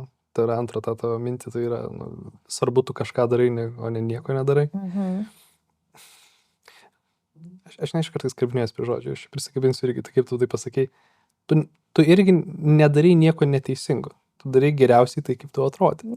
Čia labai gražiai psichologiškai išverti dabar, žinai. Taip, ir aš sakau, aš kabinėjęs daug prie žmonių, kaip žmonės šneka, nes mes įsikalbame patį savo problemą, tai yra, nešiek apie tą nocebą vėl paliečiam, žinai, tipo, jeigu aš pasakyčiau, kad žmogus yra labai blogai, kad jisai daro tai neteisingai, tai aš tiesiog įpiešiu jam problemą į galvą, kad dabar jis kvestionuoja kiekvieną savo veiksmą ir dėl to jisai daro ir galvoja, blemba, gal negerai. Blemba, dabar skauda, dėl to, kad negerai dariau. Ir kiekvieną kartą darysiu, bus negerai ir bus blogai. Sustabdom šitą greitai, darai geriausiai, kaip tu gali. Taisyti reikia tada, kada sulūžta, o jeigu tau yra įdomu, tu domėsiesi daugiau ir tu ieškosi informacijos, kaip tai dar geriau padaryti. Tai visas darimas, visi veiksmai, kurie skatina tave daugiau judėti, aš juos pateisinu ir sveikinu. Ir jeigu tau labai įdomu, tu domėsiesi daugiau, tai vuolia. Tai toks, taip, tu gali susižaloti, bet aš nebijau susižalojimo. Kūnas yra taip sutvertas, kai jis geba sugyti, jeigu jį pastatai tinkamas sąlygas ir situacijas. Ir čia, žinai, netgi tokia kartais irgi juokiuosi formulė, piešiu kartais ant lentos, tai yra, kad jaunystė padauginta iš skausmo lygų patirtis. Tai yra, kad tu nebūsi daugiau išmanantis, kol tu nebūsi kažko patyręs neigiamo. Tai taip, į tavo gebėjimą būti geresniu yra įkepta tavo susitraumavimas, ar fizinis, ar psichologinis. Viskas gerai, pajausi diskomfortą, tada tu sustok ir pagalvok, ką tu ten darai. Nes aš irgi, žinai, čia kaip aš treniruojuosi ir aš sakau, kad aš darau geriausiai, ką aš galiu. Ir kartais būna dienų, kai aš padarau, ko aš neturėčiau padaryti. Nes aš gal neišsimiegojęs esu, bet vis tiek nuėjau treniruoti ryte ir parašyta, kad aš turiu padaryti ten, nežinau, X pritūpimų, X svorių, X kartų. Ir persistengiu. Ir man tada pasitempiu kaklą arba kirkšnį. Ir tada durnas. Ką aš taip dariau? Žinau, kad visiems aiškinu, tu nesitreniruok maksimaliai arba nepersinai, kaip nesipalisėjęs. Nes kai esi nepalisėjęs, tuomet nesi toks efektyvus, tuomet lengviau yra nykselti. Bet nepaklausiau savęs. Tai kitą kartą biškį labiau gal įsimėsiu ir gal pakartosiu 10 kartų šitą klaidą, iki kol geriausiai išmoksiu. Nesisteng per daug iš salės išspausti, kai esu nepalisėjęs. Tai šitas yra įkepta į sportą. Tai yra, taip, žmonės gali susitraumuoti. Taip, žmonės gali susitraumuoti. Bet nieko blogo yra traumuotis. Yra blogai traumuotis ir iš to nepasimokyti. Geras, tu čia labai iš tikrųjų maloniai mane sudrausminai pasakyčiau, nes tikrai daro didelį įtaką tie visi, žinai, wellness trendai, daug tų trenerių online, dabar kas antra anketa pasakoja, kaip reikia treniruotis ir būtinai, arba aš pati, pavyzdžiui, kadangi kartais skirtingose vietose tenka pagyventi, ateinu į naują gymą, galbūt paimu ten naują trenerį, kad supažindintų mane su aplinka, ten parodytų kažkokiu pratimu. Ir aišku, jie visą laiką peikia, kas tave čia šito išmokė, čia taip negalima, žinai, ir taip ir atrodo, kad visi tik tais ir prieš ir pakenkt, žinai, norėjo, arba darau, ką nors prieina, net nekviestas prieina treneris, blogai darai, pataiso ten mane visą, žinai, išsukioja toj salėje. Ir tikrai privaro tą tokį, kad reikia labai taisyklingai sportuoti, geriau iš vis nesportuoti, negu kad netaisyklingai. Bet aš su tavim, žinok, intuityviai sutinku, kad aš irgi manau, kad iš vis dar žmogus, kol jaunas, jisai ten, beleką, mes per laukus laksydavom, per medžius karstydavom, kopėčiomis ant stogo lipdavom tenais ir visiškai ten tas kūnas buvo plastilinas. Ir išgyvenom, ką žinau, ir viskas gerai. Ir teisingai atėjus į salę, nuo nulio gal nereikia ten imti štangos 50 kg ir bandyti stumti, žinai. Taip. Bet net jeigu šiek tiek susitraumuosi nuo kažkokių nedidelių svorių, tai bus tik tais impulsas domėtis, pradėti, kodėl susitraumavai ir kaip teisingai reikia daryti. Exactly. Problemos gimdo, kaip čia, gydumą ir sprendimus, ir tu klausi, ir tada mokais, ir nuostabu, džiaugiuosi. Taip. Gerai, o dar grįžtant truputį, tai gerai, jėgos elementą aptariam, ištvermę. Tai visą laiką daug kas manęs klausia, kaip, žodžiu, žmogumi, kuris domisi longevity, to sporto, tai Rūta, tai kiek reikia, žodžiu, koks turi būti santykis tarp jėgos treniruočių ir ištvermės treniruočių ir, žodžiu, ar tikrai ar būtina daryti tas ištvermės treniruotės apskritai, nes, yra tas vadinamasis kačiokų judėjimas, kurie tik tai svorius kilnoja, ar ne, ir jie nekenčia kardio ir ten padūsta po pirmo 100 metrų ant bėgtakio. Ir, tas kardio dažniausiai nėra malonus, va prieš tai irgi kalbėjom čia su Joriu, kuris sakė, kadangi jis kas antrą dieną daro, žodžiu, kardio ir jėgos, tai jis jau atsikelia iš ryto, nenori eiti tą kardio daryti, bet žino, kad rytoj darys jėgą ir tai jį motyvuoja eiti valandą tą dviratį minti. Kol šito nepadarys, tol negalės jėgos daryti. Ir žinok, jam sakė, veikia šitas, bet esmė, kad nemėgsta žmonės to kardio ir aš irgi nemėgstu, man irgi einu kartais pabėgioti, kai reikia galvą pravedinti ir bėgioju, tai dėl to, kad kūną išvedžioti reikia kaip kokį, žinai, ant pavadėlio. Bet užknisa. Tai kiek reikia to kardio, ar jis biškai pervertinamas, gal irgi nocebas čia kažkoks tais veikia? Biškai, kaip čia, išreiškim, arba ten depactinkim šitą temą. Biškai iš toliau pats sakyti pabandysiu, vien dėl to, kad čia paliesiu tą vieną iš paskutiniųjų, kuri mažiausiai aktuali, bet reikia tą paminėti dalį, tą plastiškumo elementą, nes dažnai šitos faktorius aš vertinu bandant atsakyti klausimą, kiek daug reikia kažkurį dalyką treniruoti, mano klausimas yra, kiek dažnai reikia stimuliuoti šitą sistemą, kad jinai, kaip čia, nenyktų. Norėjau sakyti tą mokslinį denatūruotų, žinai, kaip baltymą, kad tiesiog neišnyktų šitas faktorius tavo kūne. Tai plastiškumas yra toks vienas, kur būna žmonėms arba tu gavai su genetika arba ne. Tai žinai, vieni žmonės tai yra sulankstysi čimodaną, nes tiesiog, kad ir iš ryto jį pažadinės, yra kiti burotinai, kur jis pasilenkia vos sulenkta nugara kelius pasiekė. Nes tas pasiskirstimas Gauso kreivė yra, kad daugiausia per vidurį, bet kraštutinuose irgi yra tų asmenų. Tai jeigu tau yra baisiai duota daug lankstumo, tai volia, tau dėl jo nieko nereikia daryti. Tu gali, žinai, džiaugtis, eidamas tokias jodas, pilates ir kitką. Galiu pertraukti ir iš karto sustabdyti. Tai kaip vadinasi, hiperlankstumas, hipermobilumas. Tai nėra blogai, nes aš esu, pavyzdžiui, kai kuriuose vietose hipermobili, tikrai, aš galiu ten vos nesu alkūnėm ištiestom kojom pasiekti žemę. Mačiau panymą, randa tiksliau. Bet taip yra, nuo pat vaikystės tai buvo ir aš pakankamai daug ir visą laiką aš po treniruotės prisistampau, tai yra mano toks būdas, bet iš tikrųjų daug duota to lankstumo ir kažkada prisiskaičiau, kad tai gali būti negerai su amžiumi, tai kaip yra iš tikrųjų? Tikėjausi trumpiau užtruktam plastiškumu, bet dabar užtruksim ilgiau. Svarbi tema, aš norėjau žinokį apie. Gerai, tai ir aš vertinu vėl, nes klausimas analistas buvo, kiek dažnai tai daryti, sveikatai, kad tai būtų naudinga ir taip toliau. Tai mano visą laiką pirminis vertinimas atsakant bet kuriam klientui, tai yra, įvertinkime, o tai jūs spektre, kur papuolat, nes jeigu jūs esate hipermobilus, jums nereikia to labai dažnai daryti, nes tai iš savęs, natūraliai jau yra, tu, žinai, sviestas vestuotas, tiesiog toliau skatini tą pačią sistemą, kuri ir taip yra gerai išlavinta, nes tu negali būti lankstus 110%, tu jau esi labai lankstus, tai esi labai lankstus. Nes irgi aš bandau lygiai atsispirti nuo to, kad ar tau tiek lankstumo reikia kasdienybei atlikti funkcijai. Jeigu nereikia, tai daugiau jo ir nelavink. Tai iš tos perspektyvos hipermobilumas turi tam tikrą patologinę šaką savyje, jeigu tu esi labai plastiškai ir, kaip sakau, gebi išsiskėsti, nežinau, išsiplėsti visas pusės, kaip tu nori, viskas gerai, kai tu esi šiltas ir kontroliuojama aplinkoje, nieko gero, jeigu tu žiemą paslysti ant ledo ir išsiskėti. Nes audinys, kuris yra plastiškas, iš savęs yra kur kas, kaip sakau, trapesnis ir liaunesnis, jeigu mes dabar neimam, kad jisai dar yra ir silpnas, nes dažniausiai, jeigu plastiškas ir netreniruotas, tai tiesiog jis yra labai trapus. Tuomet, jeigu tu jį šaltą pakankamai tempsi, jisai tiesiog įtrūks ir plyš. Tai tikimybė plyšimui arba rizikai kažkokiai patempimui yra eksponentiškai didesnė plastiškų ir silpnų žmonių.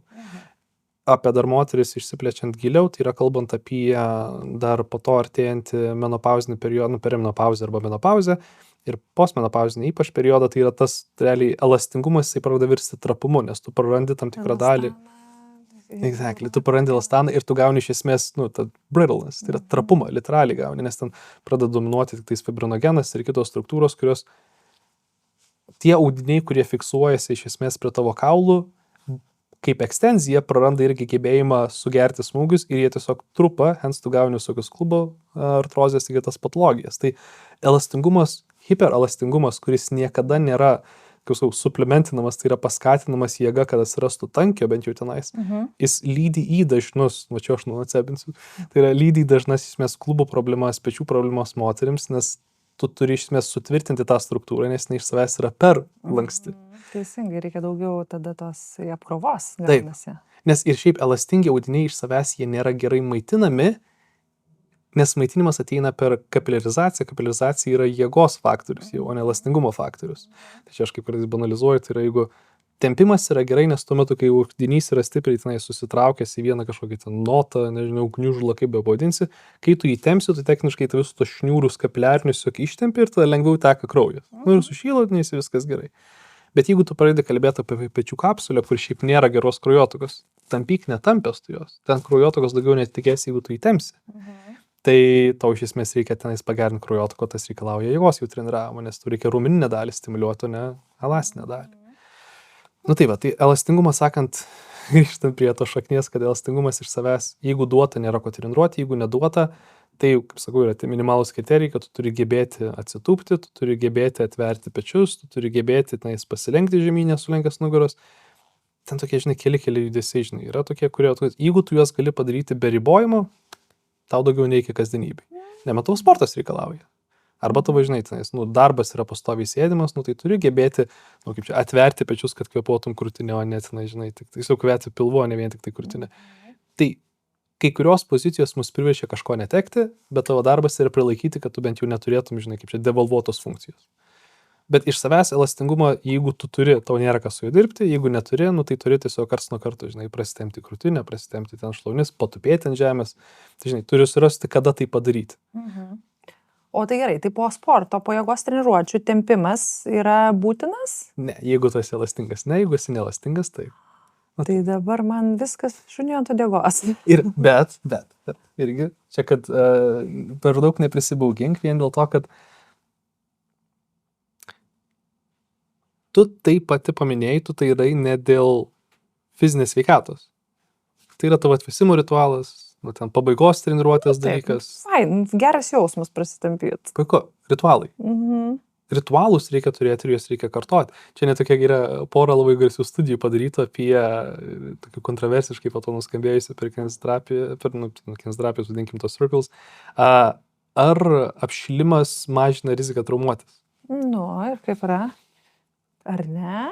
Bet po to buvo kartotinės studijas. Ar žmonės, kurie daro apšilimus, mažiau traumuojasi? Taip.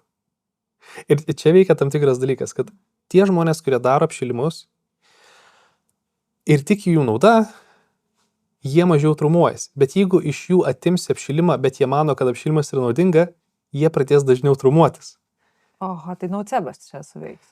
Taip, nes tu tada iš esmės pradėsi pastebėti, kad dabar kažkaip neprasitempi ir kažkaip ten sanrys labiau toksai yra keistas. Tu esi su apšilimu, tu padarai tam tikrus dalykus, kur tu save, you put yourself in the groove, angliškai tas yra. Tu pastarai savį tam tikras, kondicionuoji. Tai yra tu, kaip pabaigiai taip, tu realiai iš labai aktyvios simpatinės būsenos perini į parasimpatinę. Jeigu tu šitą pašalinsi, tai tu greičiau pradėsi valgyti, bet gal tu gerai tai nebevirškinsi. Nes tau iš esmės reikia to perėjimo periodo. Kažkam nereikia, nes kažkas gal iš savęs yra labai flegmatiškas ir šiaip labai ramus. Tai ir jau ir šiaip elastingas, tai jiems nebūtinai to daryti. Tai čia, žinai, kur sakau, yra, go by the flow, tai yra, tu turi surasti tam tikrą ritmą, kuris tau yra artimas arba aktualus ir savas, ir tu su juo važiuoji. Jeigu pradedi jaustytis kažkokią disfunkciją arba disatisfakciją, of course, papildomai.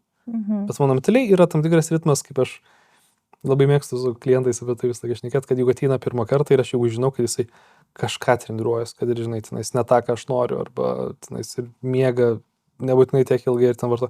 Sakau, žiūrėkit, mano tikslas yra biškai patinkrinti. Aš jau geriau darykite tą, ką darot, bet integruokime į tai, ką reikia dar daryti, bet nedarykime overhaul, tai yra nepašalinkime visko ir įdėkime tik tai, kas yra svarbiausia įtamuoju metu, nes norime padaryti lengvus pakeitimus, kad tu nepajaustum didelio nuokrypio nuo standarto. Nes mes dažnai jau darome tai, kas mums patinka ir kartais tus dalykus reikia biškai pakeisti, bet ne fundamentaliai iš šaknų pakeisti. Taip. Nes ritualai yra svarbu. Taip. Taip, ritualai yra tai, kas teikia džiaugsmą ir tą laukimo momentą tau suteikia galbūt. Taip. Gerai, nukrypom nuo elastingumas ir dar prie išsverbės reikės grįžti. Tai elastingumo tiesiog norėjau pasakyti, kad jeigu tau yra duota, užbaigiant tą temą, tai tokia atveju to nėra ko treniruoti, jeigu neduota, tau reikia tik tais tiek, kad tu galėtum atlikti funkcijom, kurias turi atlikti teisingai. Nu, tai jeigu tu reikia dažnai sėstis arba reikia dažnai kažką kelti, nu, tai turi gebėti būti elastingas savo klubus arba nugaroje, kad tu galėtum nugarą laikyties arba ten klubus, nežinau, atvet, kad sės galėtum. Nu, tai labiau tik tais tiek, kad atlikti funkciją galėtum teisingai. Tiek ir to elastingumas. Ir elastingumas, kur yra su juo absurdiškoji dalis, kad jeigu tu jo neturi, tu turi kiekvieną dieną jį treniruoti arba prižiūrėti, kad jis ten būtų, nes jeigu užleisti 3 dienom, taip, tai iš esmės toksai jis yra, arba tu jį turi vis laiką integruotis, arba tau nesvarbu. Tai va su juo yra sunkiausio dozavimo, nes nu, tu turi labai, čia dar daugiausiai individualumo, nes turi surasti, ką žmogus daro ir ar tai jį riboja. Nes jeigu riboja, pasakai, ką daryti, kiek darysti, o kiek reikės daryti, visą likusį gyvenimą. Jeigu niekas neriboja, tai šiek tiek. Nu tai gerai, ir to kaina yra darimo, nu nemaža, tu turi paskirti laiko ir disciplinos, viską. Taip. Tai kas dabar būtų, jeigu žmogus vis tik nusprendžia ignoruoti šitą pusę, jis yra nelankstus, bet jis nori ištvermės ir jėgos ir ignoruoja lankstumą. Tai kas ilgainiui laukia? Aš studentams reiškiam šitą labai pokštą visą laiką apie šitą yra, kas jeigu aš ištobulinčiau kiekvieną sistemą, apleisdamas visiškai kitas. Tai ištobulink iki begalybės elastingumą, va čia tik tampykis, bet nieko daugiau nedaryk. Jogas ten, mazgas susisukti. Exactly, gali mazgą susisikti, bet absurdo kategorija, jeigu aš būsiu visiškai elastingas, tai aš neturiu jokio raumeninio tonuso. Viskas kainuoja nesvietiškai didelį kiekį energijos, nes aš neturiu net gebėjimo įtempti audinius. Nu, tai čia kraštutinumas būtų, nes nėra nei raumenų tonuso, nėra nei didelės ištvermės. Nu, tai susilakstyk į mazgą, bet nei tu daug nujudėsi, nei tu... Ir viskas kainuos daug energijos, nes nėra to variklio didelis, nes nėra raumens. Tai neefektyvu. Tada, žinai, nuėjome kitą kraštutinumą, tai yra būk, į begalybę stiprus, tai, žinai, stiprus, kietas, tvirtas, didelis, bet neištvermingas ir nelastingas. Nu, tokie audiniai vadinasi medžiai, nes jie yra tvirti ir kiti ir nejuda iš vietos. Nu, tai būsi labai efektyvus, kai kol pajudėti reikės. O kai reikės, tai ką pakeis poziciją, dar nuplyš kažkas, nes įtampas yra per daug. Ištvermės tada yra kraštutinumas kitas, tai yra jeigu tas kitas apleidė sistemas. Kaip atrodo ultramaratonininkai? Ir nekalbu apie Ironmanus, kalbu apie tie, kurie tik tai ultramaratoną daro. Kūdis ausėje. Taip. Nes ištvermė yra labai įdomu, nes jų adaptacija yra ne struktūrinė didžiąją dalimi, tai yra kardometabolinė. Tavo adaptacija yra ląsteliniam lygmenyje. Tu esi labai efektyviai įsisavintis deguonį ir labai efektyviai šalinantis laktatą ir kitokias submedžiagas. Tai yra ląstelinė adaptacija. Bet tai yra, kaip sakau, ištvermė yra ekonomiškumas kūnui. Tai yra tau iš esmės tikslas yra būti kuo smulkesniam ir kuo greičiau čiurninti, taip sakant, kuo greičiau sukti apyvartą, jeigu taip versiškai žiūrint. Pelnas net nesvarbu, tiesiog apyvartą sukam greitai. Ir kuo mažiau, kad turėtume, kaip čia, tų, žinai, įsipareigojimų. Tai kūnas vis mažėja, bet tu esi labai efektus jame. Iki kol vyksta kažkokia trauma. Nes tavo gyjimas yra labai tuomet lėtas. Ištvermės atletų yra labai tie stresiniai lūžiai pėduose dažniausiai ir bačiurnose, jie gyja labai ilgai, nes tam, kad sugytų, tau iš esmės reikia laiko, bet jeigu tu pastoviai tą mechanizmą stresuoji, jisai nieko nespėja sugyti. O ir kraujotaka ateinanti per kapilizaciją, o kapilizacija yra vėlgi jėgos faktorius, nes jėga yra tas, kas padaro mėsą raudoną. Tai tu iš esmės būdamas, jeigu ištvermė iki kraštutinumą, tai iš esmės tavo efektyvumas yra 100, bet tokia atveju tu neegzistuoji, kažkuria prasme gali sakyti, nes tu pats save suvalgai, nes reikia, kad nebūtų tavęs, kad būtų maksimaliai efektyvus. Tai ir čia yra tai, žinai, kraštutinumai, nes iš vieno tu gauni labai gerą efektyvumą, tai yra, kad tu gerai įsisavini deguonį, tu gerai šalini visokias šalutinės medžiagas, tu vienodai paskirstai energiją, bet nėra daug energijos. Žinai, jėga yra, tipo, tu turi viskam energijos ir tu turi gerą stabilų skeletą ir turi visko gerą maitinimą. Fine, žinai. Trečias duoda, kad tu neįkvoji paštiškumas, tu neįkvoji perteklinės energijos funkcijoms, kurias reikia atlikti.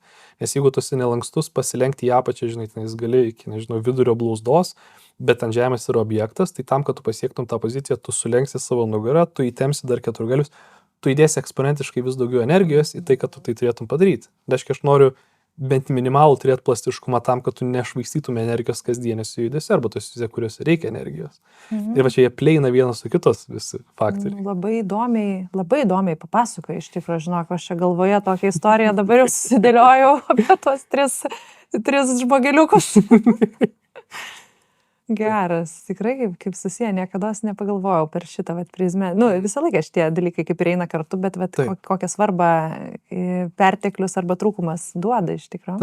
Taip. Ir jie pasireiškia, kai sakau, kai tą kūną žiūri per fizinės charakteristikas, tu pradedi matyti, kad jos rišas. Ir čia, tu gali per visas sistemas gydyti kūną, tiesiog mano šitą sistemą, tai aš per ją matau tą sveikatą, dėl to, džiaugiuosi, kad ir tau, suprantama visą tai. Kiek pavyko išpiešti. Vizualiai, geras, tikrai. Supratau, tai tikrai labai reikės atkreipti dėmesį, kas daugiausiai yra treniruojama. Tai ir vis tik tai sakai, kad sveikam...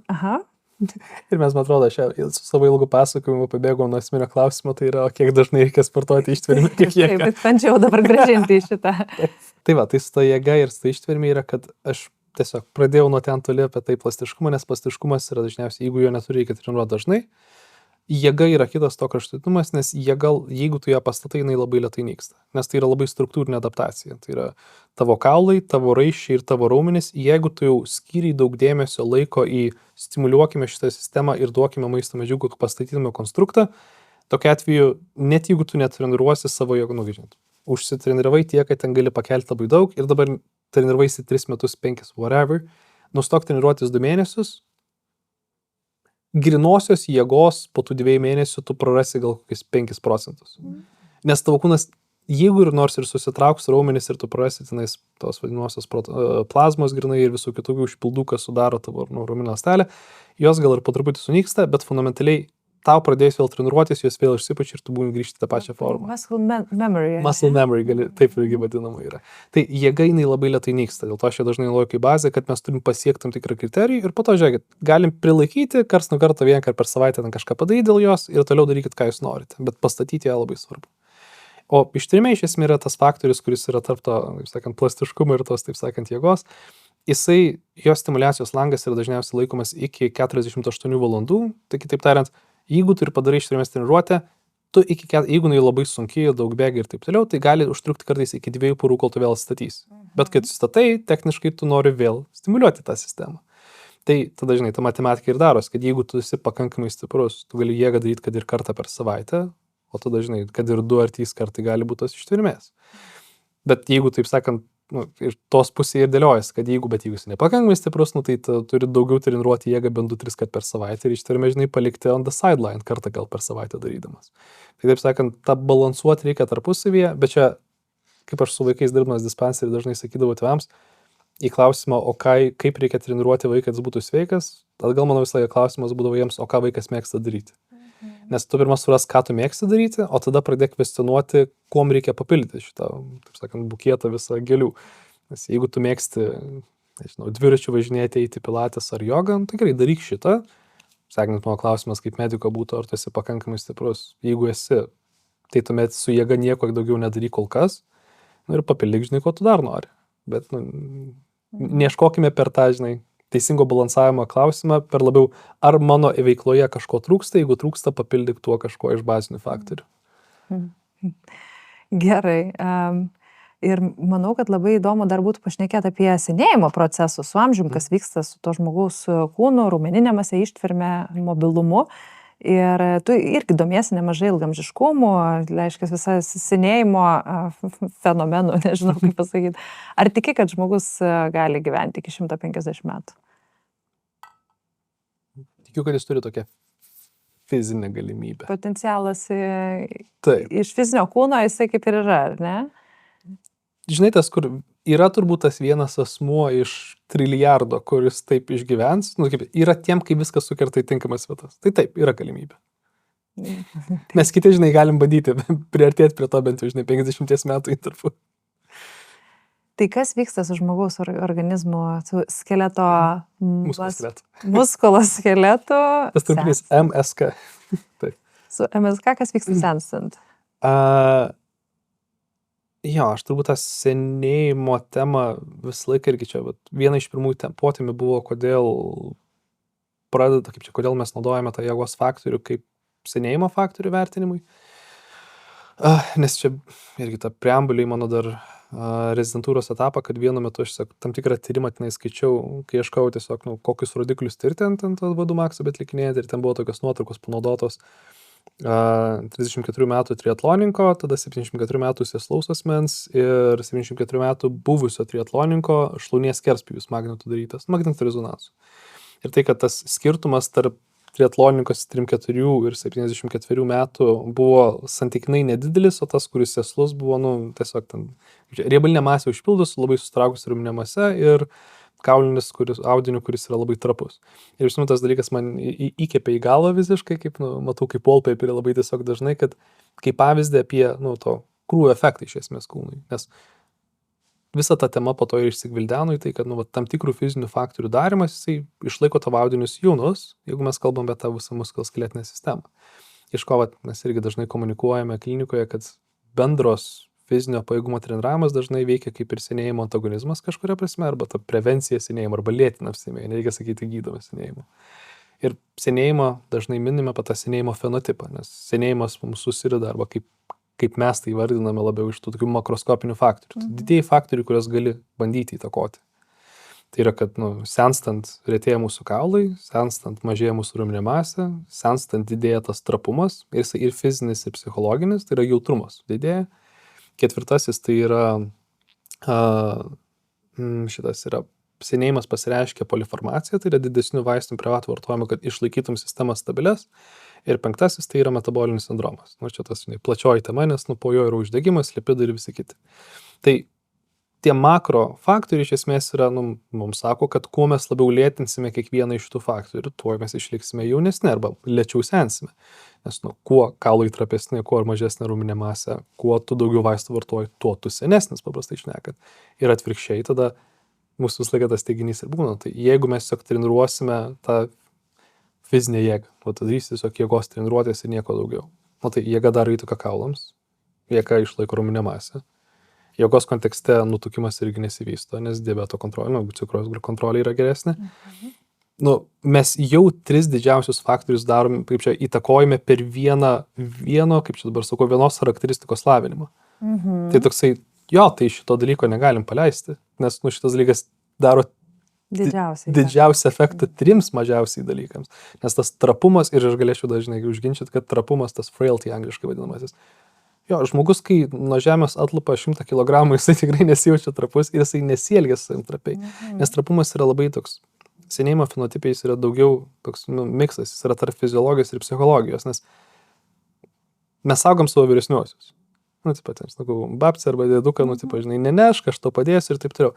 Ir tas dalykas įsiskiepija į galvą. Jie pradeda patys save saugoti, nes man daktarė neleido, taigi čia aš jau vyresnis, taip toliau. Kuo tu žmogui, ne tai, kad turi varyti sunkius dalykus daryti, bet jeigu tu jį gąsdinsi, kad jis bus jam blogai, jeigu jis darys kažką sunkaus, jis ir pradės pats save riboti ir nuo to ribojimas atsiranda ir atrofijos aspektai.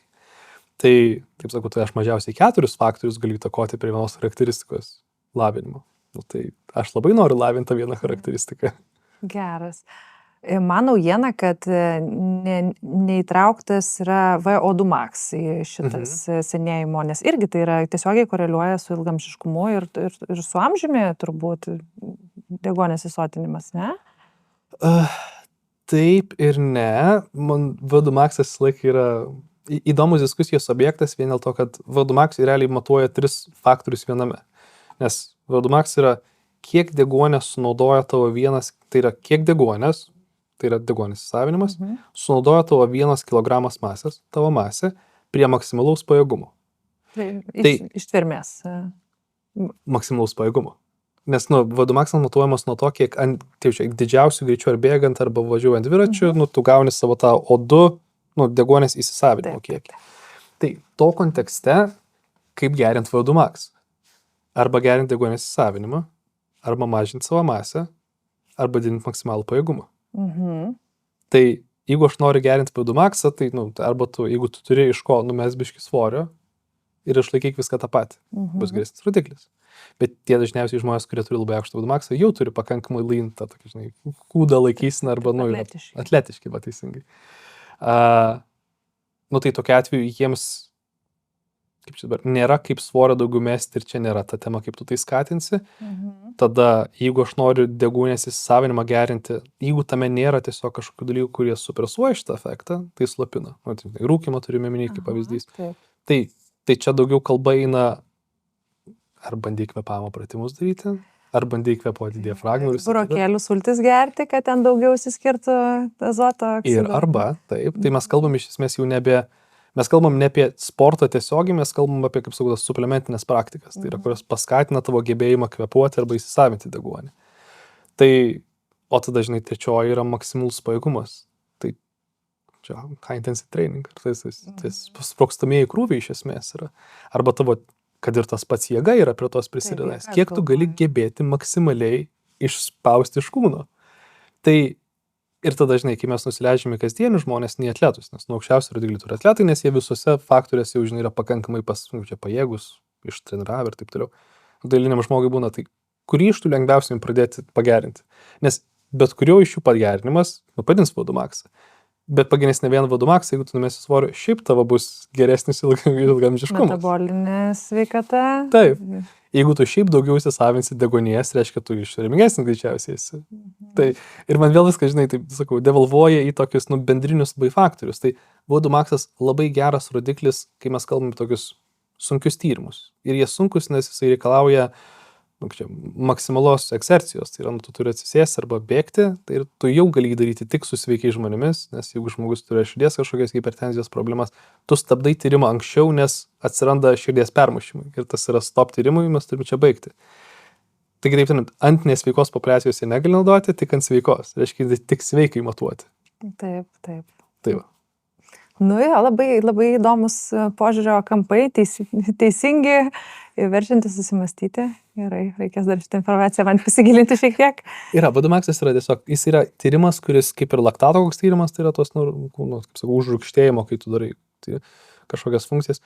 Daug šitų potemių jos yra klaidinančios, nes pats VO2 maxas koreliuoja su ilgamžiškumu, bet tada, kaip tikrai bus šitą, ne vieną, kad mes susitarėm tai skaitinių tyrimus, yra tas healthy user bias. Tai yra, kad tie rodikliai, kurie būna parodantis, kad šitą darimas tiesiogiai koreliuoja su ta sveika, nes ta populiacija daro ne vien tik tai šitai, bet daro ir daug kitų dalykų, kurios padaro ilgalamžius. Ir toksai, tai nėra vien apie VO2 maxą, tai yra apie dar kitus faktorius, kurie jie turi savo gyvenime. Taip. Ir čia yra visų mokslinių tyrimų turbūt toks šalutinis dalykas, apie kurį daug kas ir nežino, aš tikro, kad yra tyriama tam tikra populiacija, kuri daug daro ir kitų elementų ir dėl to gali iškreipti realybę. Taip. Sakymai. Gerai, dar labai noriu tavęs pakalbinti šiek tiek apie maisto papildus, nes čia dabar kalbėjom daug tokiam teoriniais dalykais, tau jie praktiniai, mum paprastiem žmogeliam teoriniai pakankamai. Kaip yra su papildais? Ar tiki papildų veikimu, ar jie gali pagerinti žmogaus ištvermę, jėgą, mobilumą, šitos elementus? Jeigu yra stoka, taip. 3 pagrindiniai, kurias mes čia, žinai, neokiburtai, tos pačius ir mes, kaip sakau, tikime. Tai yra omegos, vitaminas D ir iš esmės elektrolitai magnis, tai mes tiesiog druskos, kaip sakau, labai banaliai. Tai čia pagrindiniai, kurias mes naudojam, nes vienas tai iš jų yra, žinai, prieš uždegiminis arba svajūnus uždegimą, arba jos stoka yra prouždegimiška, jo, žinai, pakompensavimas. Kaip čia, sakau, omegos vartojimas neslopina uždegimą, tiesiog jo neturėjimas pakankamai skatina uždegimą. Čia, kai iš kitos pusės verčiam. Tas pats su vitaminu D, kai mano pokštas sakai yra, kad visiems lietuviam reikia priskirti vitamino D ir vartoji iki kol įrodai, kad nereikia, nes gyveni tokioje vietoje, kur saulės nėra tiek daug, kad ir kiek tu ten kepinsiesi.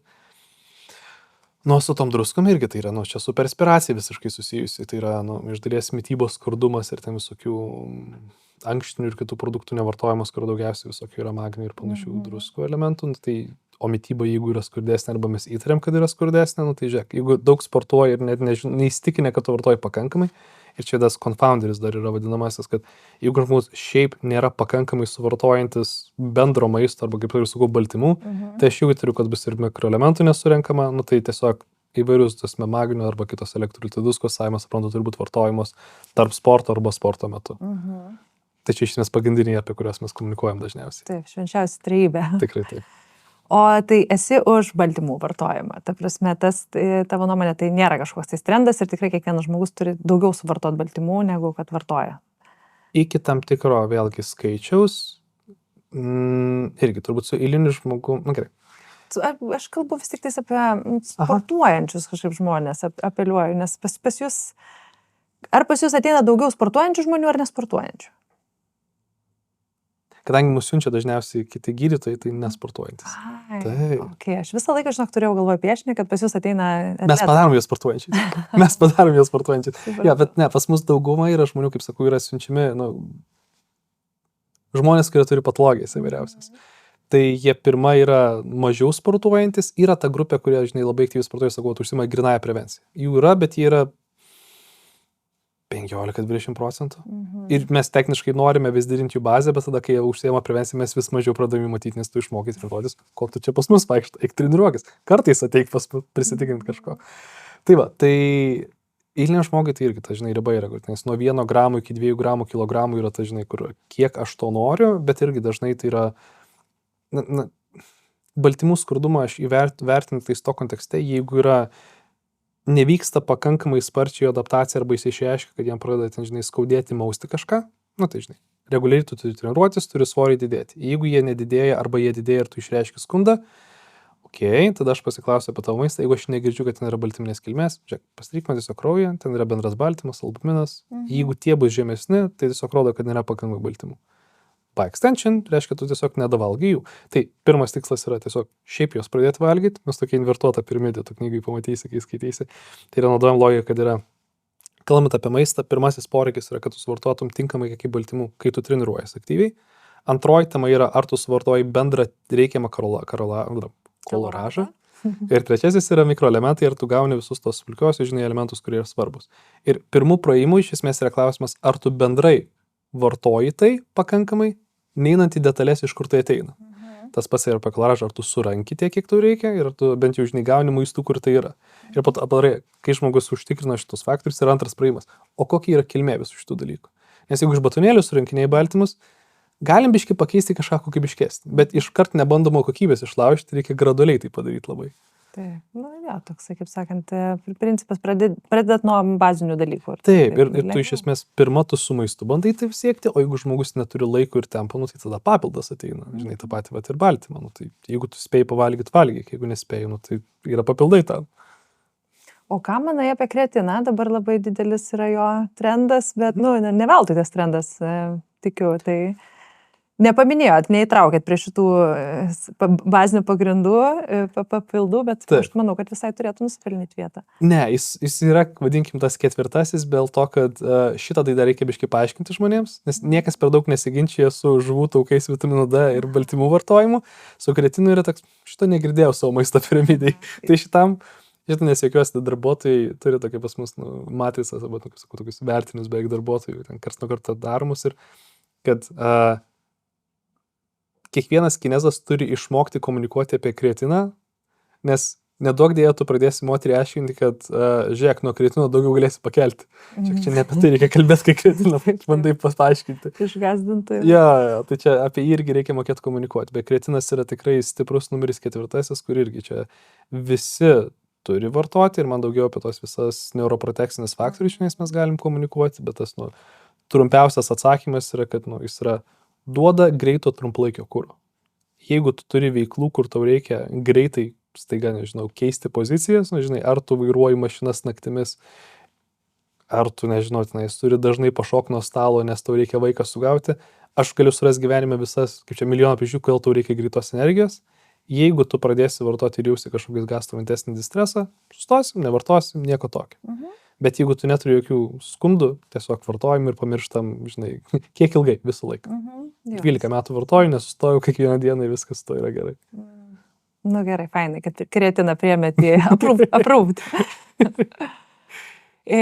Na ką, ir jau visai mūsų pokalbis į pabaigą ir visą laiką aš savo pašnekovų paklausiu, kokias jie skaito patys knygas, kokius podcastus žiūri, žodžiu, iš kur gauna įkvėpimo ir tokių naujų žinių pasisėmė ir kokios asmenybės jos įkvėpia. Tai pasidalink kažkuo, gali ne viskuo, ką čia išvardinau, bet kas dabar tau šauna į galvą. iš tokių, vadinkime, kur nepasiekimo asmenų, kuriuos aš labai stipriai seku, kaip čia sakau, labai gerbiu ir klausausi, skaitau viską, ką rašo, tai yra toksai Robertas Sapolskis. Jisai yra kaip ir neuroendokrinologas pagal profesiją, bet jis dirbantis pagrindė su primatais ir jis yra 3 knygas parašęs. Ten pirmoji yra, kodėl zebrai neturi opų. Ką girdėjau apie šitą. Taip, ir tada yra kitos 2, ten yra Behave ir pamiršau paskutinės pavadinimą, bet jisai, tai pirmojo knyga turbūt yra daugiausiai, kaip sakau, tokia atverinti tą, kaip sakau, kartais yra knygos, kurios paaiškina viską ir yra knygos, kurios atveria vartus ir tu pamatai, kad čia yra daugiau dalykų, kurio tu iš tiesų net nesupratai, kas susiję. Tai yra viena iš tų knygų, kur tu supranti, kiek yra daug dalykų susijusių ir kad čia nėra niekur vieno atsakymo. Tai yra ta pirmoji, kodėl zebrai neturi opų, nes neaiškina apie streso efektą kūnui ir jis tiesiog eina per visokius tyrimus ir visa knyga yra kiekvienai sistemai. O dabar širdis. Širdies ir ten, žinai, tyrimai su primatais, tyrimai su gyvatėm, tyrimai su žmonėmis, apie kaip skirtingas širdies funkcijas veikia stresas trumpalaikis ir ilgalaikis. Tada inkstai, tada kepenis, tada žarnos, tada sėklidės, tada ir taip pro visas praeina ir viskas viskam turi įtaką. Viskas su visko susiję. Gerai, tai man labai patiko, nes tada supranti, tai kiek iš tiesų čia viskas yra susiję, tai nėra lengva būti už atsakymų tam. Tai šitas yra kaip veikėjas rašytas, jo netgi visiems rekomenduoju, kas turi kantrybės ir yra labai liguistai links, kaip čia bandantis suprasti viską, yra net išsisaugo, yra Stanfordo universitete, kuris įdėjęs, tai yra internetą, YouTube pakabinta 25 paskaitų visas kursas jo, evoliucinės biologijos.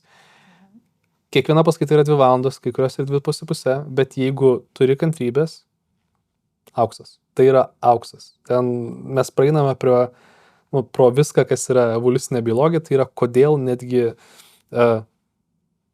ant ko yra, kiek evoliucinės biologijos šaknies yra žaidime tic-tac-toe. Tai yra, kaip tai yra žaidimas, kad jeigu aš pulsiu, kaip tu turi reaguoti. Tai čia yra psichologijos tam tikri žaidimai. Jeigu tu ten reaguosi teigiamai, tokia atveju rizika, kad aš dar kartą tave pulsiu yra didesnė, bet jeigu tu reaguosi priešiškai, ta rizika mažesnė. Ir kad tai turi evoliucinę tam tikrą šaknį, kas yra naudingiau ir nenaudingiau. Tai mes netgi ir tos psichologinės pusės ima evoliucinės visos teorijos. Žodžiu, tai labai nuostabus kursas ir nuostabus veikėjas. Tai va, čia toks pagrindinis, kuris man labai stipriai inspiruoja. Įdomu labai. Labai gykiškai skamba, bet turbūt labai įdomu. Pamatytum jį, mes suprastum, kad ten tikrai yra one of us, vadinkim taip. Bet kita, žinai, iš kartais jokios netgi yra tie korifėjai, kuriuos tu žiūri iš tolo ir yra tie korifėjai, kuriuos reikia surasti aplinkui save. Ir aš džiaugiuosi, kad dabar savo aplinkoje turi netgi 2, tai yra tokia viena gydytoja Elgė Ivaškevičia, nežinau kiek kontaktų, žinai. Aš, kadangi su ją pats esu dirbantis, tai yra... Funkcinės medicinos. Taip. Aš kaip čia kažkada buvau tą pasakęs, kur, sakau, Elgė, žinokit, kai aš užauksiu, aš noriu būti toks pat geras kaip jūs. Geras, reikės pakviesti, aš turiu mintį ją pasikalbinti, ateiti. Toksinis specialistas, pusė bent tiek būtų gerai, būtų geru. Tai va, Elgė yra mano vienas iš psichologijos akademijos dėstytojų, toksai Justinas Burokas. Tai yra irgi, kur, čia žinai, kaip aš juokiuosi, yra, čia abidvi šitos temos tarp Elgės ir man Justino yra apie, kad iš medicinos mes ateinam ir mes mokomės kūną, kaip čia, algoritmizuoti, tai yra suprasti, kas su kuo sujungta ir taip labai šaltai tai žiūrėti. Abudu šitie asmenys man parodė, kad kūne yra muzikos. Kad kūnas reikalauja ne vien tik tais metabolitų ir, nežinau, kreatino, baltymų ir visa kita, bet jam taip pat yra svarbu, taip sakant, psichologinis faktorius, tai yra, jam reikia meilės, atjautos ir pagarbos. Ir abudu šitie asmenys savaip yra apie tai, kuriuos aš neįtikėtinai gerbiu. Ir čia viskas, ką jie sako, yra aš klausausi ir noriu suprasti ir įsisąmoninti. Kaip gražu, taip tarsi medikai, bet to pačiu ir menininkai, kur mato tos subtilius dalykus žmogaus kūne, ar ne? Labai svarbi savybė. Taip. Gražu, labai gražu, Juozai, ačiū. Ačiū už pokalbį, daug tos informacijos, dar iki šiol čia procesina man viskas, dar tikiu ir vakare procesins. Ir ką, turime mes šiek tiek dovanėlių mūsų rėmėjų. Zenju yra pagrindinis rėmėjas ir visus šitos dalykus, ką aptariam papildus, tai ir gauni dovanų krepšelį. Tai va, čia bus ir dar tokį labai įdomų dalyką, MCT. Iš tikrųjų. Aha, apie jėgą, vat nemažai kalbėjom, tai iš tikrųjų egzogeniniai ketonai išoriniai, kurie, žodžiu, pavirsta į energijos šaltinį, labai neblogą. Tai šitą gal įsitrauksit kada nors į savo Numerį 5. numerį 5. Taip. O šiaip norėjau papasakoti trumpai, ar gerėt mačą su žmona? Geriame. Geria, tai vad labai gerai, nes kaip tik mūsų šios laidos rėmėjai yra Moja Mača. Tai yra labai nuostabus japoniškos mačos brandas, kurį pardavinėja Gourmet Life parduotuvėse. Tai vad mūsų yra podcast'o draugai, Moja Mača ir bandykite ir mėgaukite. Dėkime vairų. Ir Moja Mača, tai yra Gourmet Life, dovanoja jums šiai mačai 15% nuolaidą su kodu ZEN15. Tai tiesiog ar internetiniai parduotuviai www.gourmetlife.lt, ar nuėję pas juos į fizinės parduotuvės, tiesiog pirkdami šitą mačą paminėkit, kad esate Zenių draugai, ZEN15 ir gausite šį produktą išbandyti pigiau. Ačiū, mėly žiūrovai, kad žiūrėjot, kad klausėt. Primenu, kad mes turime daug ir jau prieš tai rašytų laidų ir labai kviečiu jas visas peržiūrėti, taip pat paspausti mygtuką subscribe, prenumeruoti mūsų kanalą ir ką, iki pasimatymo kitose laidose.